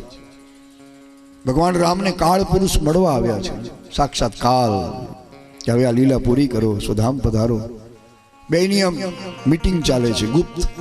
ભગવાન રામે લક્ષ્મણને બારણે ઉભા રાખ્યા કે મારી કાળ પુરુષ સાથે આ ગુપ્ત મીટિંગ છે, કોઈએ પણ મારા ભવનમાં આવવું નહીં, કોઈને પગ મૂકવા દેવો નહીં. લક્ષ્મણ, આ તું દ્વાર સંભાળજો. ધનુષબાણ હાથમાં રાખી લક્ષ્મણજી સાવધાન થઈને બારણે ઊભા છે. આવવાની મનાઈ છે કોઈને પણ. એ જ વખતે દુર્વાસા પધારે અયોધ્યામાં. મહાક્રોધી રુદ્ર અવતાર. લક્ષ્મણજી ઊભા છે કે મહારાજ થોડી વાર શાંતિથી આ સિંહાસને, આ ખુરશી આપી છે સિંહાસન, બેસો તમે. હમણાં રામજી થોડી ચર્ચા કરે છે. કાલ પુરુષ પધાર્યા છે. ભગવાનની મનાઈ છે કોઈને અંદર પ્રવેશવા દેવો નહીં, એટલે હું બારણે ઊભો છું. દુર્વાસાની પૂજા કરી, વંદન કરે, પણ દુર્વાસા બહુ કરે. લક્ષ્મણે કહ્યું, નહીં, મારે અત્યારે જ રામને મળવું છે, મને ના પાડનાર તો કોણ છે? લક્ષ્મણજી ખૂબ હાથ જોડે, અનુનય કરે, વિનય કરે, વિનંતી, પણ દુર્વાસા માન્યા નથી. રામને કહે દુર્વાસા આવ્યા છે, મારે અત્યારે જ મળવું છે. લક્ષ્મણજીએ પોતે જ નિયમ તોડ્યો. દુર્વાસાએ આંખ લાલ કરી કે જો લક્ષ્મણ મારું નહીં માને, મને અત્યારે જ રામ નહીં મળે તો હું શ્રાપ આપીશ અને તમારા બધાનો નાશ કરી નાખીશ. અને કરી શકે, કારણ કે રુદ્ર અવતાર છે ને, મહાકાલનો અવતાર. બ્રહ્માંડને ભસ્મ કરવાની તાકાત આ મહાપુરુષમાં. લક્ષ્મણ ગભરાણા કે નિયમ તોડવાથી કદાચ મને શિક્ષા થશે, હું એને સહન કરી લઈશ, પણ આ મુનિને જો પ્રવેશ નહીં આપ્યો તો આખા અયોધ્યાને ભસ્મ કરશે, અનેકનો નાશ થશે. એના કરતાં મારે એકની આહુતિ આપું. લક્ષ્મણજી દોડ્યા છે, બારણા ખોલી નાખ્યા. રામ ખીજાણા, હે લક્ષ્મણ, મારી આજ્ઞાનો તે આ લોભ કેમ કર્યો? કોઈને પણ પ્રવેશ કરવાની મનાઈ, તું કેમ આવ્યો? પણ મહારાજ હું શું કરું, ફરજ પડી છે. દુર્વાસા આવ્યા છે, બહુ ગુસ્સામાં છે, જો એને પ્રવેશ ન મળે તો એ શ્રાપ આપશે, મને ક્ષમા કરો. પણ રામે કીધું, નહીં લક્ષ્મણ, તારે પણ સજા ભોગવવી પડશે. નિયમ બધા માટે સરખો હોય, ભલે તું ભાઈ છે ની ના નથી. પછી તો રામ દુર્વાસાને મળ્યા છે, પ્રણામ કર્યા, પૂજા કરી અને પછી આતિથ્ય સત્કાર કરીને મૂક્યા એમને. અને લક્ષ્મણજીનો રામે ત્યાગ કર્યો છે. કથા એવી છે કે આ પછી લક્ષ્મણજી જીવ્યા નથી, સરયુ નદીમાં જઈ પોતે જળ સમાધિ લઈ લીધી છે. આ દુર્વાસા છે. આવા અવતારી પુરુષોની પણ એમણે પરીક્ષા લીધી છે. કૃષ્ણ અવતારમાં પણ દુર્વાસા એ દ્વાપર યુગમાં પણ દ્વારિકામાં આવ્યા છે. ભગવાનને ખબર પડી, બગીચામાં ઉતર્યા છે. ભગવાન કૃષ્ણ પોતાના મોટા પટરાણી રૂકમિણી સાથે મળવા ગયા. દુર્વાસાજીને વિનંતી કરી કે આપ મહેલે પધારો, અમારા અતિથિ બનવું. દુર્વાસાએ કહ્યું કે હે દ્વારકાનાથ, સાંભળી લો, હું જરૂર મહેલે આવું, પણ પગે ચાલી નહીં આવું. અરે પણ કેટલા બધા રથ છે આપણી પાસે. દુર્વાસાએ શરત રાખી કે હે દ્વારકાધીશ, તમારા મહેલમાં જરૂર આવું, પણ એ રથમાં ઘોડા નહીં, તમારે જોડાવાનું.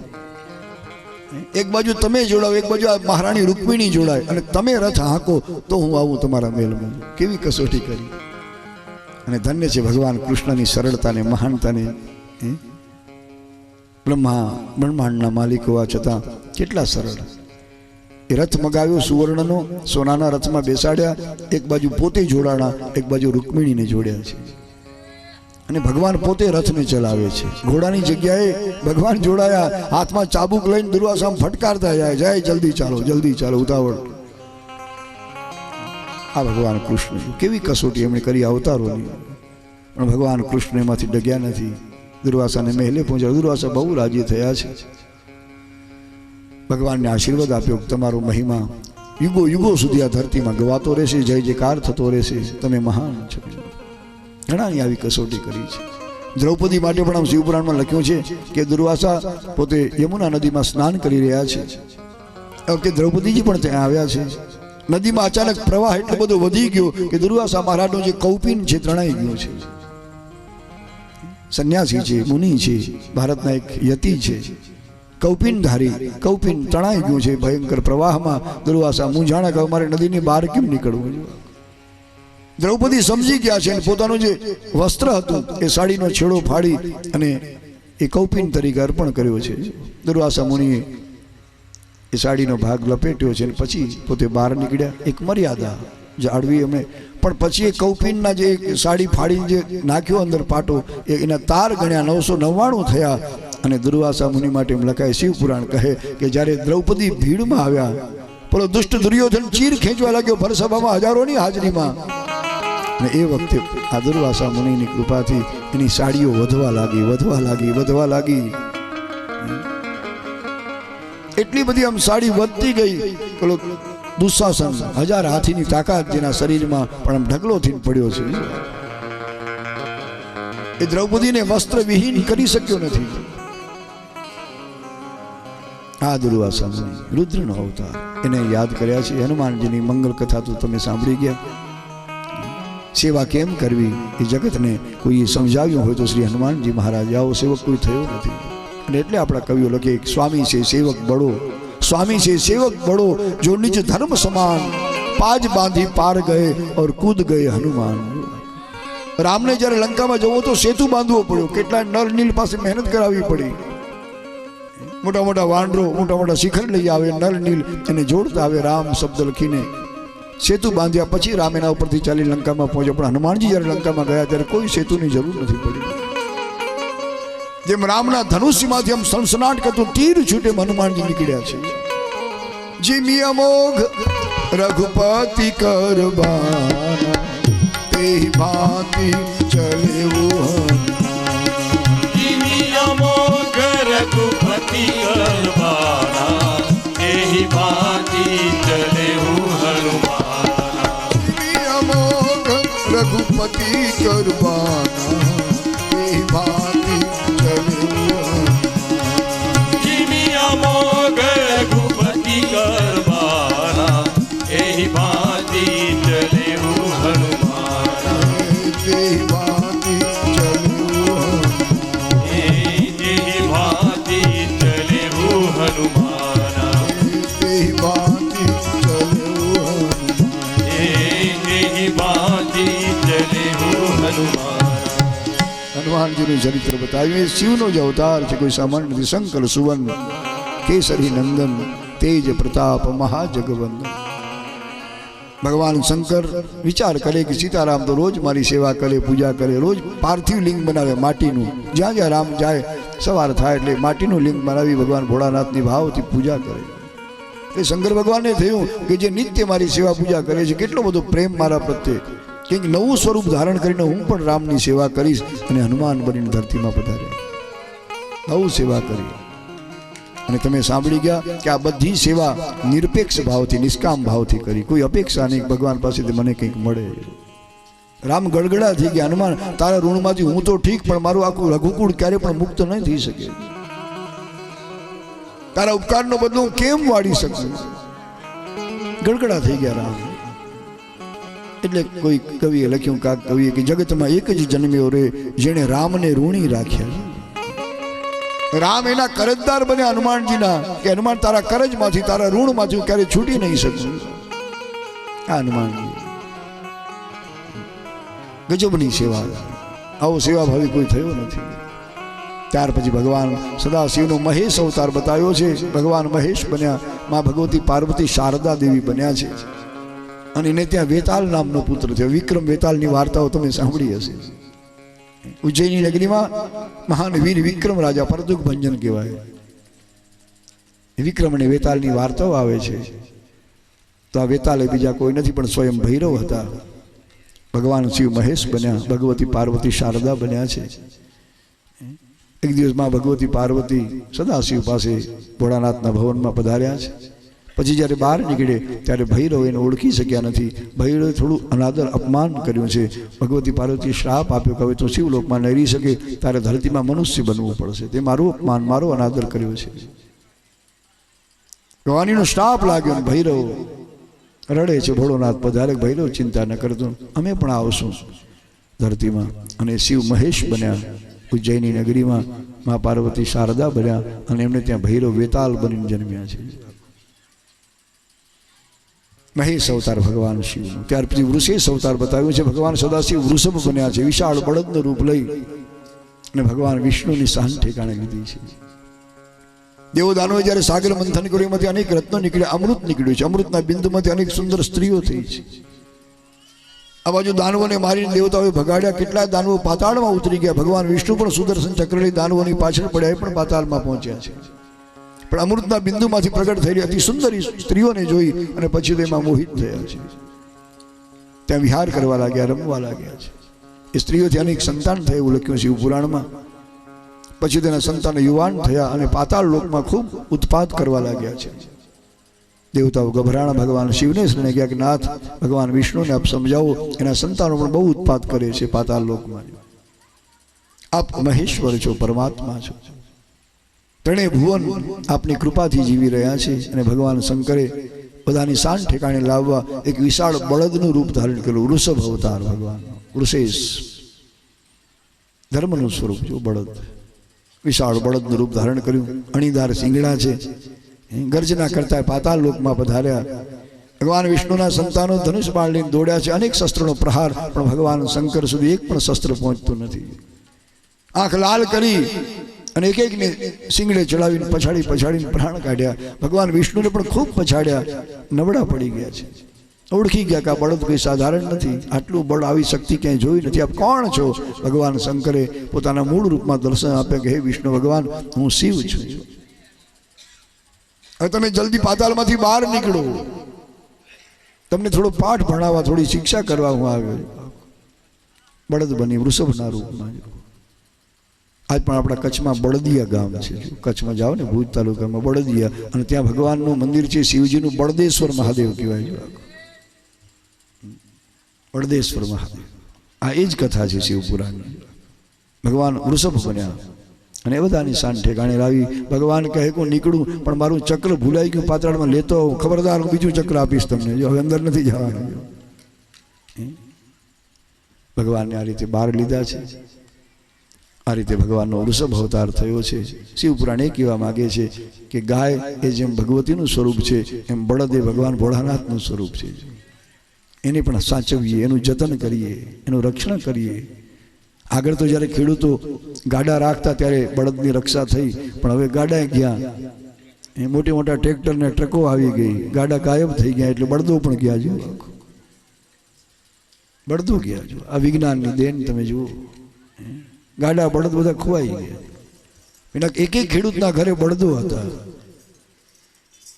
પણ મને લાગે છે ક્યાં ગયા ખબર નહીં, કતલખાને પહોંચી ગયા હશે, અને આસુરી તત્વો એને ભરખી ગયા હશે. તો આ મંગલ ગાથા આપણે સૌને સમજાવે છે, જેમ ગાયની આપણે રક્ષા કરીએ, પૂજન કરીએ, બળદોને પણ સાચવીએ. એ ધર્મનું સ્વરૂપ છે સાક્ષાત.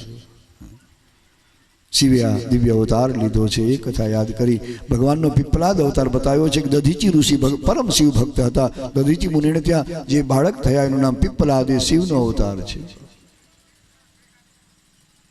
એ કાળમાં એક ભયંકર દાનવ થયો, વૃત્રાસુરનું નામ છે. વૃત્રાસુરની તાકાત ખૂબ બધી, દેવતાઓને પરાજિત કર્યા છે, ત્રણેય ભુવનનો માલિક બન્યો. દેવતાઓ મૂંઝાણા, હવે શું કરવાને, કોણ મારી શકે? વૃત્રાસુરને વરદાન હતું બ્રહ્માજીનું કે કોઈ ઋષિના હાડકામાંથી વજ્ર બને અને એનો પ્રહાર થાય તો જ અસુરનો નાશ થાય, બીજા કોઈ હથિયાર એને મારી શકે નહીં. દેવતાઓ ભેગા મળ્યા છે, ધરતીમાં આવ્યા, દધીચી મુનિના આશ્રમમાં પધાર્યા. ભૂદેવને વંદના કરી કે મહારાજ તમે પરમ શિવ ભક્ત છો, શિવના આશીર્વાદથી તમારે એક એક હાડકા વજ્ર જેવા કઠોર બન્યા છે. અમે દાન લેવા આવ્યા છીએ, દાનમાં અનાજ નથી લેવું, કોઈ ફલાહાર નથી કરવું, પણ તમારા હાડકા અમને દાનમાં આપી દો. હવે હાડકા એમને એમ તો દેવાય નહીં, પ્રાણ તજવા પડે. દધીચી મુનિએ પોતાના પત્નીનું નામ છે સુવર્ચા દેવી, એને કોઈ બીજા ઋષિના આશ્રમમાં મૂક્યા કે તમે ત્યાં જાઓ, દર્શન કરી આવો. અને જ્યાં પત્ની ગયા, દધીચી મુનિએ પદ્માસન વાળ્યું, આંખ બંધ કરી ભગવાન શિવનું ધ્યાન કર્યું, અને ધ્યાન કરતાં કરતાં એ પ્રાણને બ્રહ્મરંધ્રમાં ચડાવી બ્રહ્મરંધ્રનું ભેદન કરી પ્રાણ ભગવાન પશુપતિમાં લીન થઈ ગયા છે. પોતાનું શરીર છોડી દીધું, મૃત્યુનું વરણ કર્યું આ રીતે સહજતાથી, અને આખું શરીર દેવોને દાનમાં આપ્યું છે એમણે કે મારા પ્રાણ હું ભગવાન શિવમાં લીન કરું છું, પછી તમે આ શરીરને જે ઉપયોગ કરવો એ કરજો. કામધેનુ બોલાવી શરીરને સાફ કરાવ્યું, વિશ્વકર્માને બોલાવી એમાંથી અનેક હથિયારો બનાવ્યા દેવતાઓએ. જે પીઠમાં જે પાંસડી છે આખી ઊભું હાડકું, એનું વજ્ર બનાવ્યું ઇન્દ્રજો. મસ્તકનું બાણ બનાવ્યું છે, ધનુષ, અને એક એક હાડકાનો ઉપયોગ કર્યો છે. એ વજ્ર ઇન્દ્રે હાથમાં લીધું, વૃત્રાસુર પર જ્યાં પ્રહાર કર્યો અને વૃત્રાસુર ઢળી પડ્યો છે, એના પ્રાણ પંખેર ઉડી ગયા છે. આ રીતે એક અસુર મારવામાં આવ્યો. ઇન્દ્રાદિક દેવતાઓને સ્વર્ગનું સુખ પાછું મળ્યું છે, પણ એક ઋષિએ બલિદાન આપ્યું પોતાના જીવનનું, પછી આ સુખ મળ્યું, એમને એમ નથી મળ્યું. ભારતના એક ઋષિની કેટલી ઉદારતા, કેટલી મહાનતા, કેવું દાન, કે પ્રાણ છોડીને આખા દેહનું દાન કરી દીધું એમણે, એક ક્ષણનો વિચાર કર્યો નથી. હાડકાનું દાન કોણ કરે? એક દધીચી ઋષિને ગયા. આ બાજુ ઋષિ પત્ની આશ્રમમાં આવે, અપસુકન થવા લાગ્યા છે, જમણી આંખ ફલકવા લાગી છે, બહુ ચિંતા થઈ. જ્યાં આશ્રમમાં આવે તો મુનિ મહારાજ દેખાતા નથી. સાંજ સુધી શોધે છે ચારે બાજુ, પણ મુનિ ક્યાંય મળ્યા નહીં. પછી ખબર પડી કે દેવતાઓ આવેલા અને મુનિ મહારાજે પ્રાણ છોડી આખું શરીર દાનમાં દઈ દીધું છે. મારા પતિ સ્વર્ગવાસી બની ગયા છે. સુવર્ચા દેવી વિચાર કરે ઋષિપત્ની કે મારે પણ જીવવું નથી, મારા પતિદેવ અહીંથી વિદાય થયા, હું પણ પતિની પાછળ જઈશ. હવે જીવીને શું કરું, કયું સુખ મારે ભોગવવાનું રહ્યું? પ્રાણ તજવાની જ્યાં કોશિશ કરે, આકાશવાણીથી ભગવાન ભોળિયોનાથ સમજાવ્યું કે દેવી પ્રાણ ન તજજો, કારણ કે તમારા ઉદરમાં દધીચી મુનિનું એક તેજ ઉછરી રહ્યું છે, સગર્ભા છો. આ અવસ્થામાં આ ખોટું સાહસ ન કરો.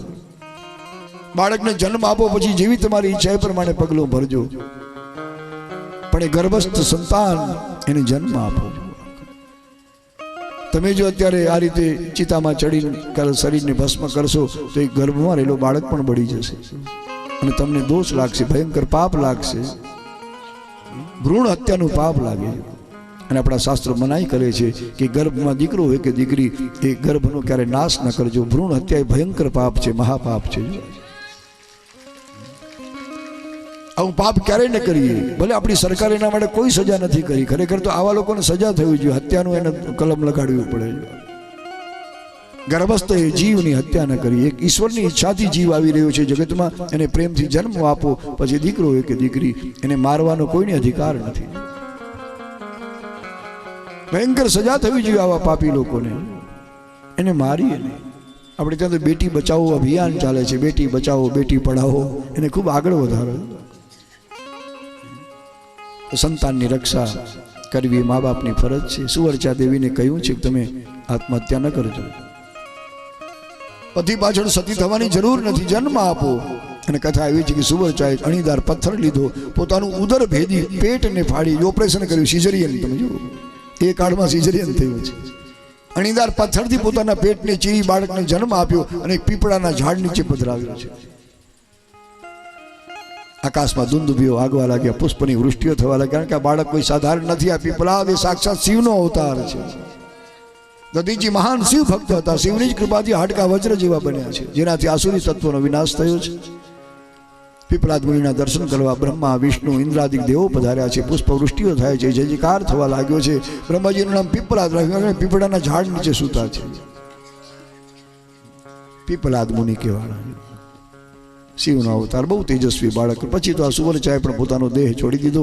પતિનું સ્મરણ કરતા કરતા એ ધરતીને છોડી પતિલોકમાં ગયા છે. ગઈ પતિલોક આનંદ ભરી. બહુ મોટો ત્યાગ. પીપળાદ ખૂબ તેજસ્વી થયા છે. તેમણે પણ ખૂબ ભોળાનાથનું ભજન કર્યું, તપ કર્યું છે. એમણે શનિદેવને પણ શ્રાપ આપ્યો કે ભગવાન શંકરના ભક્તને જ્યારે પણ શનિ નડશે એની પનોતી, ત્યારે શનિદેવનો પણ નાશ થશે. એટલે શિવપુરાણ લખે કે જે શિવની ભક્તિ કરે, શિવના દર્શન કરે, શિવનું પૂજન કરે, શિવ ઉપર રુદ્રાભિષેક કરાવે, એને શનિની પનોતી ક્યારે પણ નડતી નથી. પીપળાદ મુનિએ પોતાની તપશ્ચર્યાથી શનિને અટકાવ્યા છે કે 16 વર્ષ સુધી આ શનિની પનોતી કોઈને લાગશે નહીં, પણ 16 વર્ષ પછી શનિની પનોતી શરૂ થાય. પણ એમાં શિવ ભક્તો માટે તો શનિ કંઈ ન કરી શકે. જો શિવ ભક્તોને શનિ નડવાની કોશિશ કરશે તો એનો નાશ થશે. એટલે શનિ પણ ગભરાણા છે પીપળાદ મુનિનો આ શ્રાપ સાંભળીને. શનિની પનોતી બહુ ભયંકર છે. શનિ સૌથી ઉગ્ર ગ્રહ છે. કાળું શરીર છે, આંખું લાલ છે શનિ મહારાજ. આપણે ત્યાં હવે શનિના મંદિરો બનવા લાગ્યા છે. લોકો પણ ભયથી એની ભક્તિ કરવા લાગ્યા છે. પણ ભક્તિ ભયથી ન કરજો, ભાવથી કરજો. ડરીને, ગભરાઈને, બીકને મારે ભજન કરીએ શું કામ? ભક્તિ ભાવથી થવી જોઈએ, ભયથી નહીં. આજ લોકો શનિ મહારાજના દર્શન કરે પનોતીથી બચવા માટે. એમને પનોતી બે પ્રકારની, નાની પનોતી અને મોટી પનોતી. શનિ એક રાશિમાં 2.5 વર્ષ રહે છે. સૌથી મંદ ગતિ શનિની છે. 2.5 વર્ષ પછી એક રાશિ બદલે. અને મોટી પનોતી 7.5 વર્ષની. 3 રાશિઓ બદલે ત્યાં સુધી પનોતી જાતી નથી, આપણો પીછો છોડતી નથી. એમાં પાછા પાયા બતાવ્યા ચંદ્રની રાશિ પ્રમાણે. સોનાનો પાયો ને ચાંદીનો પાયો ને લોઢાનો પાયો. એમાં ચાંદીનો પાયો સારો, ત્રાંબાનો સારો, પણ લોઢાનો ખતરનાક સૌથી. લોઢાના પાયા આવે તો ભલભલાની બુદ્ધિ ઠેકાણે લાવી દેજો.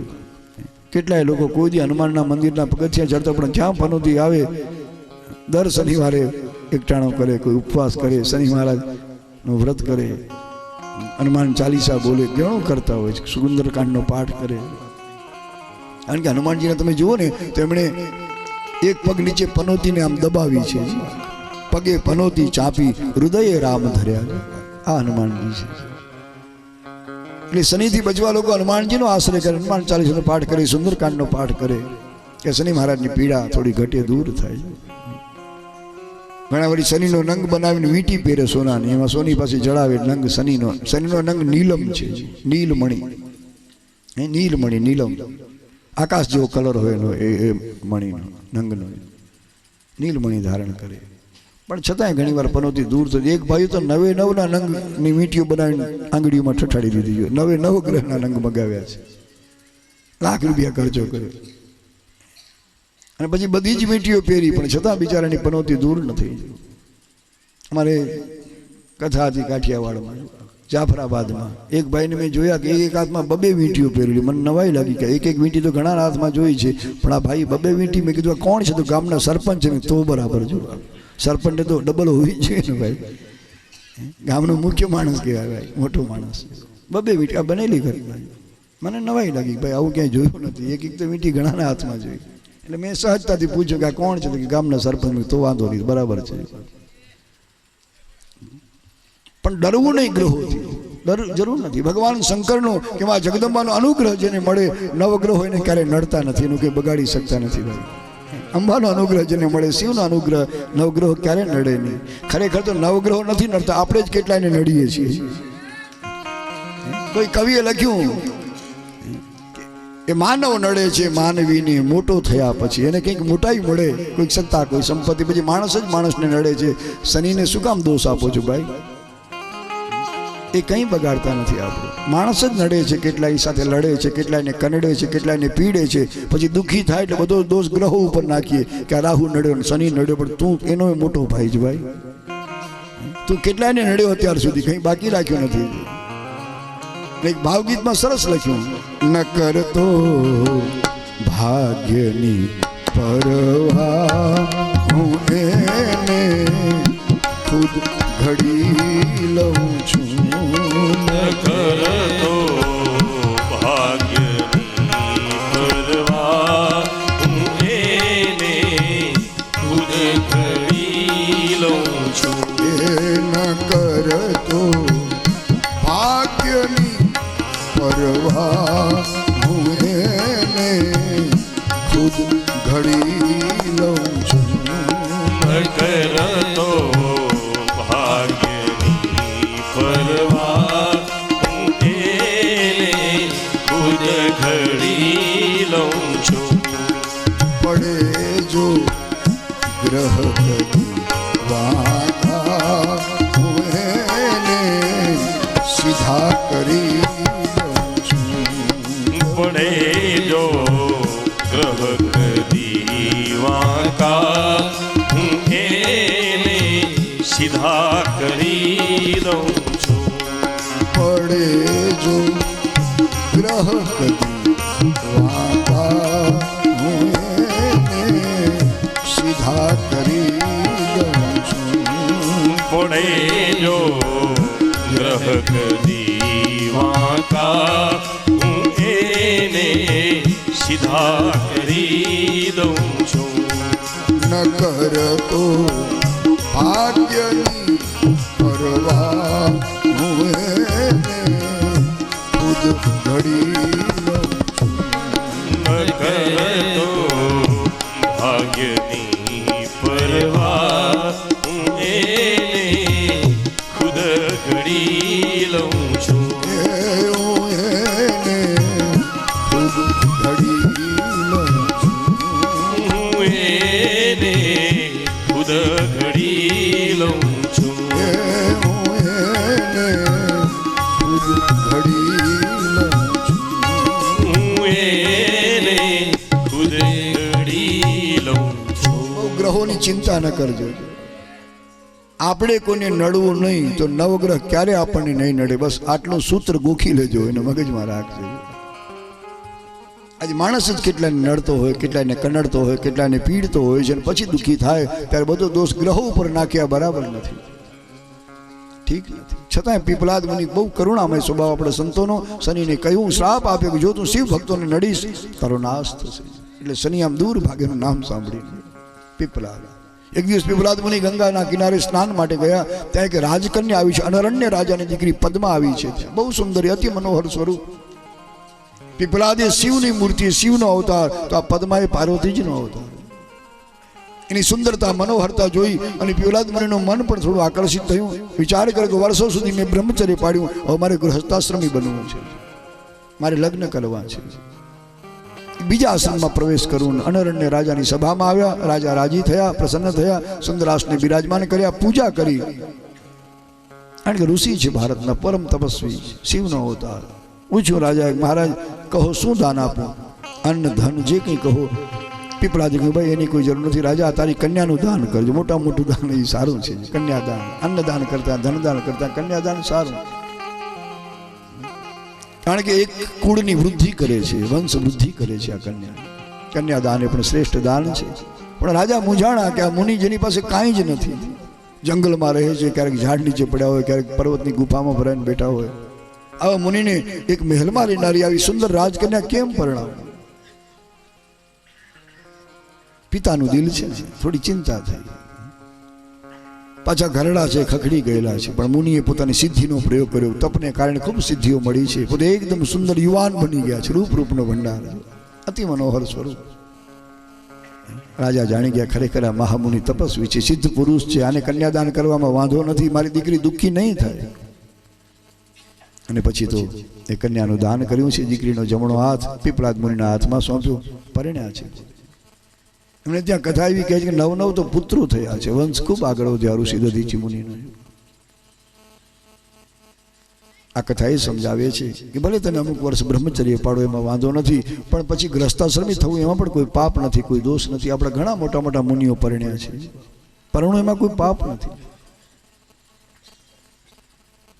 એ જરૂરી છે. 4 આશ્રમમાં પણ એક આશ્રમ છે સુંદર.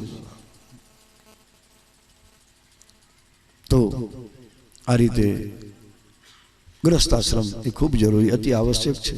તો જ આ સંસાર આગળ વધે, નહીતર સંસાર બ્રહ્માંડની આ સૃષ્ટિ અટકી જાય, આખી કોઈ પરણે નહીં થાય. પણ ઘણા બિચારાને એવા કોઈ ઘરવાળા ભટકાઈ જાય કે આમ ભડકીને ભાગે જ, બધું મૂકીને અડધી રાતે ઉઠીને ભાગ્યવાળી કરે. કારણ કે પેલા પણ હું કહી ગયો, ફરિયાદ દેવડાવું કે બહારના ત્રાસવાદી સારા, કે કદાચ બંદૂકની ગોળીએ ધરબીને કરાર કરે, પણ ઘરના ત્રાસવાદી બહુ ખતરનાક છે, ન કહેવાય ન સેવાય. ઘણા બિચારા ભાગે પછી તો બહુ રાજી થાય. એક શેઠને આંગણે સંત પધાર્યા, મહાત્માની ખૂબ સેવા સરભરા કરી છે. રાજી થયા સંત. શેઠ માગુ પુરુષનું શું માગું? શેઠે કહ્યું, બાબાજી બીજું તો બધું છે જ, મોટા મોટા બંગલા છે, ફરવા ગાડીઓ છે, રૂપિયાનો પાર નથી, પણ એવું વરદાન આપો, એવા આશીર્વાદ આપો કે મારા ઘરવાળા કીધું માને. આખી દુનિયા મારું માને, પણ આ ઘરવાળા જ નથી માનતા. મારો પડ્યો બોલ ઝીલવા તૈયાર થયા શેઠનો, પણ આ ઘરવાળા નથી માનતા. એટલે સંત એટલો આશીર્વાદ દે કે ઘરવાળા મારું કીધું માને. સંત કે આશીર્વાદ મારાથી નહીં દેવાય. કાં તો કે મારા ઘરવાળા નહોતા માનતા, એટલે ગિરનારમાં પહોંચી ગયો છું. જય ગિરનારી. હા, ભગવાન એમને એમ નથી ધારણ કર્યા ભાઈ, ભાગી ગયો છું, અડધી રાતે ઉઠીને ભાગ્યો છું ત્રાસથી. એટલે ઘરનો ત્રાસ સૌથી ભયંકર છે. આ આશીર્વાદ હું તને કેમ આપી શકું ભાઈ? બીજાને ગોત, બબુલગીરી બાપુને ગોતો જુઓ. ઘરના ત્રાસવાદી બહુ ખતરનાક. ઘણી સુંદર કથા. પીપળાદ મુનિ ઘણા વર્ષો બ્રહ્મચર્ય પાડ્યું, પણ પછી એમ થઈ કે નહીં, હવે મારે ગૃહસ્થાશ્રમી થવું છે, કે જેથી મારા પિતાશ્રી દધીચી મુનિનો આ શિવ ભક્તનો વંશ વેલો આગળ વધે. અને અન્ય રાજાની કન્યા પદ્મા સાથે પરણ્યા, જે સાક્ષાત ભવાનીનું સ્વરૂપ છે. પીપળાદ એ શિવનો અવતાર છે. ઘણી દિવ્ય કથાઓ. ભાગવતમાં સૌભરી ઋષિની કથા આવે છે. યમુના જળમાં ઉભા એ સૌભરી ઋષિ તપ કરે છે. એમાં એક માછલી ને માછલા, એનો સંસાર, એનો ગ્રહસ્થાશ્રમ એમણે જોયો છે, અને મનમાં ઈચ્છા જાગી કે આ અનુભવ તો મેં કર્યો જ નથી, આ સુખ માણ્યું નથી, હવે મારે પરણવું છે. અને જમુનાજીમાંથી નીકળ્યા, જપ તપ છોડી દીધા. એ રાજા માંધાતાની સભામાં આવ્યા છે. માંધાતા રાજા, જે ધરતીનો સમ્રાટ હતો, આખી પૃથ્વીનો સમ્રાટ, જેણે આ ભારતમાં 1008માં જગદંબાના મંદિરો બંધાવ્યા. શક્તિનો પરમ ઉપાસક માંધાતા જેવા. પોતાના ખર્ચે 1008 મંદિરો જગદંબાના જેણે બંધાવ્યા, આ માંધાતા સમ્રાટ ધરતી. એની 50 દીકરીઓ હતી. સૌભરી ઋષિ સભામાં આવ્યા. માંધાતા રાજી થયું, ભારતના મહાન સંત તપસ્વી પધાર્યા છે, સન્માન કર્યું, પૂજન કર્યું, પ્રણામ કર્યા, માગું શું આપો? એને એમ કે બપોરનો સમય છે, કદાચ ભોજન માગશે. પણ રાજાએ તો જબરી શરત કરી, રાજા મારે અન્નદાન કે ધનદાન નથી લેવું, તમારી કન્યાનું દાન કરો. મેં સાંભળ્યું તમારા 50 દીકરીઓ છે, લગ્નને લાયક બની છે, કન્યાદાન આપો. રાજા મૂંઝાણો ગાવા ખખડી ગયેલા ઋષિને, જેની પાસે કાંઈ રહેવા ઝૂંપડી નથી, પાણીમાં ઉભા જે જપ તપ કરતા હતા, એને કન્યાદાન કેમ કરવું? ઋષિ સમજી ગયા છે. એણે પણ સિદ્ધિનો પ્રયોગ કરી, જે વૃદ્ધાવસ્થા હતી એને દૂર કરી, યુવાન બની ગયા, રૂપનો અંબાર બન્યા છે. એટલું જ નહીં, ફરી સિદ્ધિનો પ્રયોગ કરી મોટા મોટા મહેલો ઊભા કર્યા છે, જેમાં બધી જ સમૃદ્ધિ હાજર છે. અને આ સિદ્ધિઓ જોયા પછી રાજા માંધાતાને થયું, ધન્ય છે, આ પરમ સિદ્ધ પુરુષ છે, એને કન્યાદાન કરવામાં વાંધો નથી. અને પ્રેમથી ઋષિને કહ્યું કે તમે મહેલમાં જાઓ, જે કન્યા તમને પસંદ કરે એનો હાથ તમે સ્વીકારી લ્યો. અને દેવ જેવું રૂપ ધારણ કરી યુવાન બની અતિ સુંદર બની જ્યાં મહેલમાં જાય 50 કન્યાઓ વાદ કર્યો કે હું આની સાથે જ પરણીશ છું. સેવકો ગભરાણા, સભામાં દોડ્યા, માનદાદન કે મહારાજ ગજબ થઈ ગયો, ઋષિ તો ગરડામાંથી યુવાન બની ગયા, જાણે કોઈ સ્વર્ગમાંથી દેવતા ઉતર્યો હોય, અને તમારી 50 દીકરીઓ હઠ કરીને બેઠી છે કે મેં બધી આની સાથે પરણશું. માનદાતા છક થઈ ગયું કે આવી સિદ્ધિ મેં જોઈ નથી ક્યાંય. ધન્ય છે ઋષિને. અને પછી તો કથા એવી છે કે 50 કન્યાઓને એક જ ઋષિ સાથે પરણાવી દીધી, સૌભરી મુનિ સાથે. આ ભારતના ઋષિઓની તાકાત તમે જુઓ, આ ભજનની તાકાત. અને એક એક પત્નીથી સૌભરી ઋષિને 100 દીકરા થયા. હવે ગણતરી તમે કરજો, આ ગણિત તમારું પાકમાં, વેપારી છે ને બધા છે. 50 પત્ની અને 100 દીકરા, 5000 સંતાન થયા. તમે વિચાર તો કરો. આ છે ભારતના તપસ્વીઓ. એટલે ફરી તમને કહું કે પરણું એમાં કોઈ દોષ નથી, કોઈ પાપ નથી. બધા જ જો પરણે નહીં અને જો બાવા બની જાય તો આટલા બધા બાવાને પછી ખાવા કોણ દે છે? મુશ્કેલી થઈ જાય છે. હું ઘણી વાર આ રીતે વિનોદ કરતો હોઉં છું. અને હકીકત છે ને ભાઈ, કોઈ ગ્રસ્તાશ્રમી, કોઈ સંસારી દેખાય જ નહીં, તમને કોઈ રહે જ નહીં, અને બધા જ જો ત્યાગી દે સંસારને, તો દશા શું થાય આ જગતની? એ ભિક્ષા લેવા કોને આંગણે જાય? વહોરવા ક્યાં જાય? એટલે સંસારને સ્વીકારવો, ગ્રસ્તાશ્રમી બનવું, એમાં કોઈ અપરાધ નથી, કોઈ પાપ નથી, કોઈ દોષ નથી. ઠીક છે, સંયમ પાડો એની ના નથી, પણ બધા ઇન્દ્રિયોનો સંયમ નથી કરી શકતા. બહુ અઘરું કામ છે, અતિ કઠિન કામ. એટલે ગ્રસ્તાશ્રમને સ્વીકારવામાં જ મજા છે. તો બહુ આનંદની કથા, પીપલાદ મુનિની સુંદર કથા સંભળાવી છે. ત્યાર પછી પણ ઘણી કથાઓ છે. ભગવાન વૈશ્યનાથ, વૈશ્ય વાણિયા બનીને આવ્યા છે ગણિકાને આંગણે. એ કથા આપણે બપોર પછી જોશું. અત્યારની કથાને વિરામ.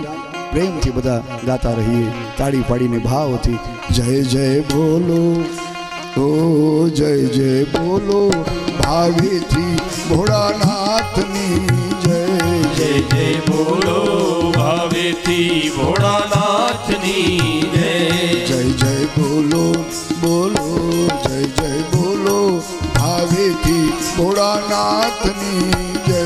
જય જય બોલો, ભાવેથી ભોળાનાથની જય. ભોળાનાથની જય, સોમનાથની જય. ભોળાનાથની જય, સોમનાથની જય. ભોળાનાથની જય, મલ્લીનાથની જય. ભોળાનાથની જય, મલ્લીનાથની જય. જય જય બોલો, જય જય બોલો, ભાવેથી ભોળાનાથની જય. જય જય બોલો, ભાવેથી ભોળાનાથની જય. ભોળાનાથની જય, મહાકાલની જય. ભોળાનાથની જય, મહાકાલની જય. ભોળાનાથની જય, ઓમકારનાથની જય. ભોળાનાથની જય, ઓમકારનાથની જય. જય જય બોલો, જય જય બોલો, ભાવેથી ભોળાનાથની જય. જય જય બોલો, ભાવેથી ભોળાનાથની જય. જય જય બોલો, બોલો જય જય બોલો, ભાવેથી ભોળાનાથની જય. જય જય બોલો, ભાવેથી ભોળાનાથની જય.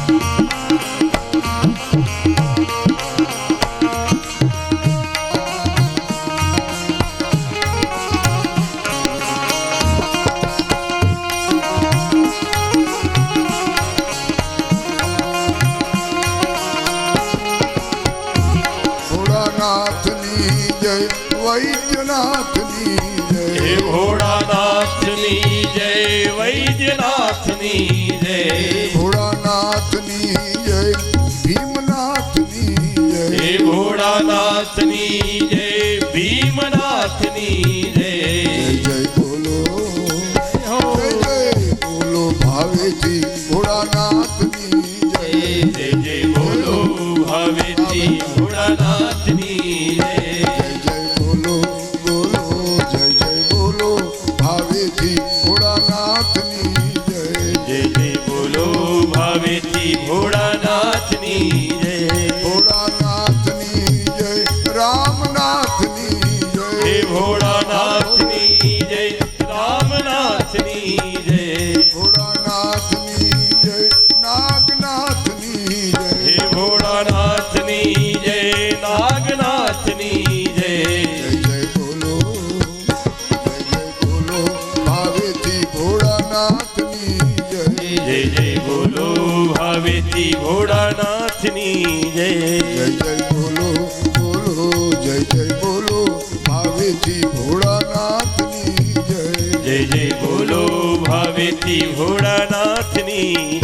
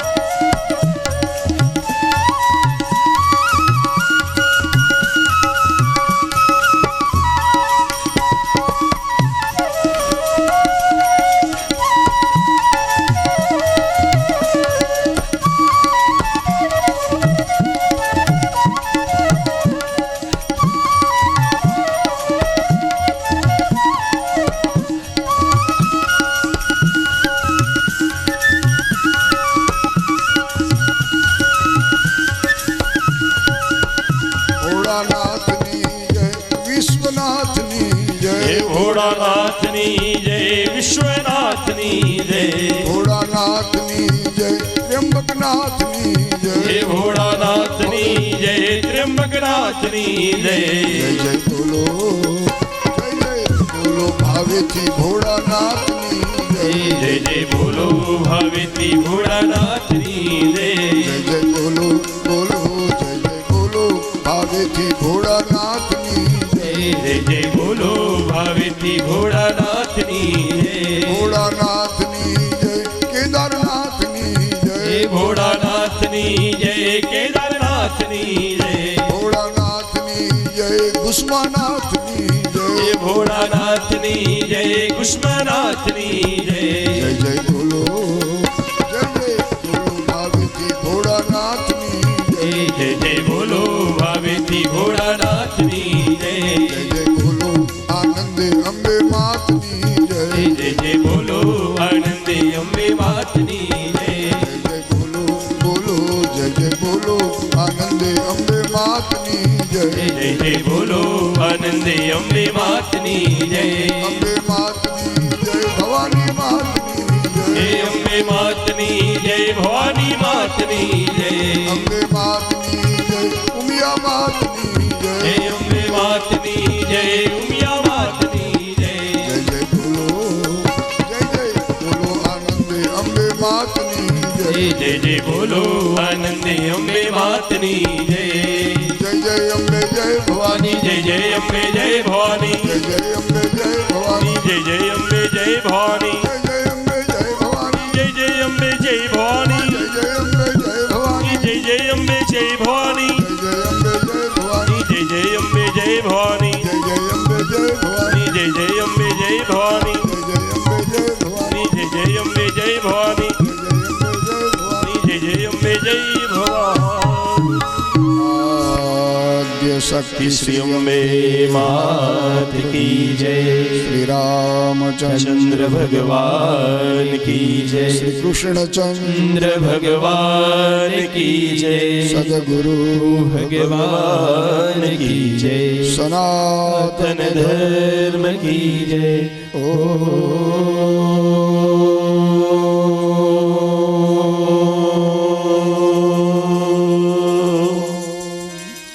नमः पार्वती पतये हर हर महादेव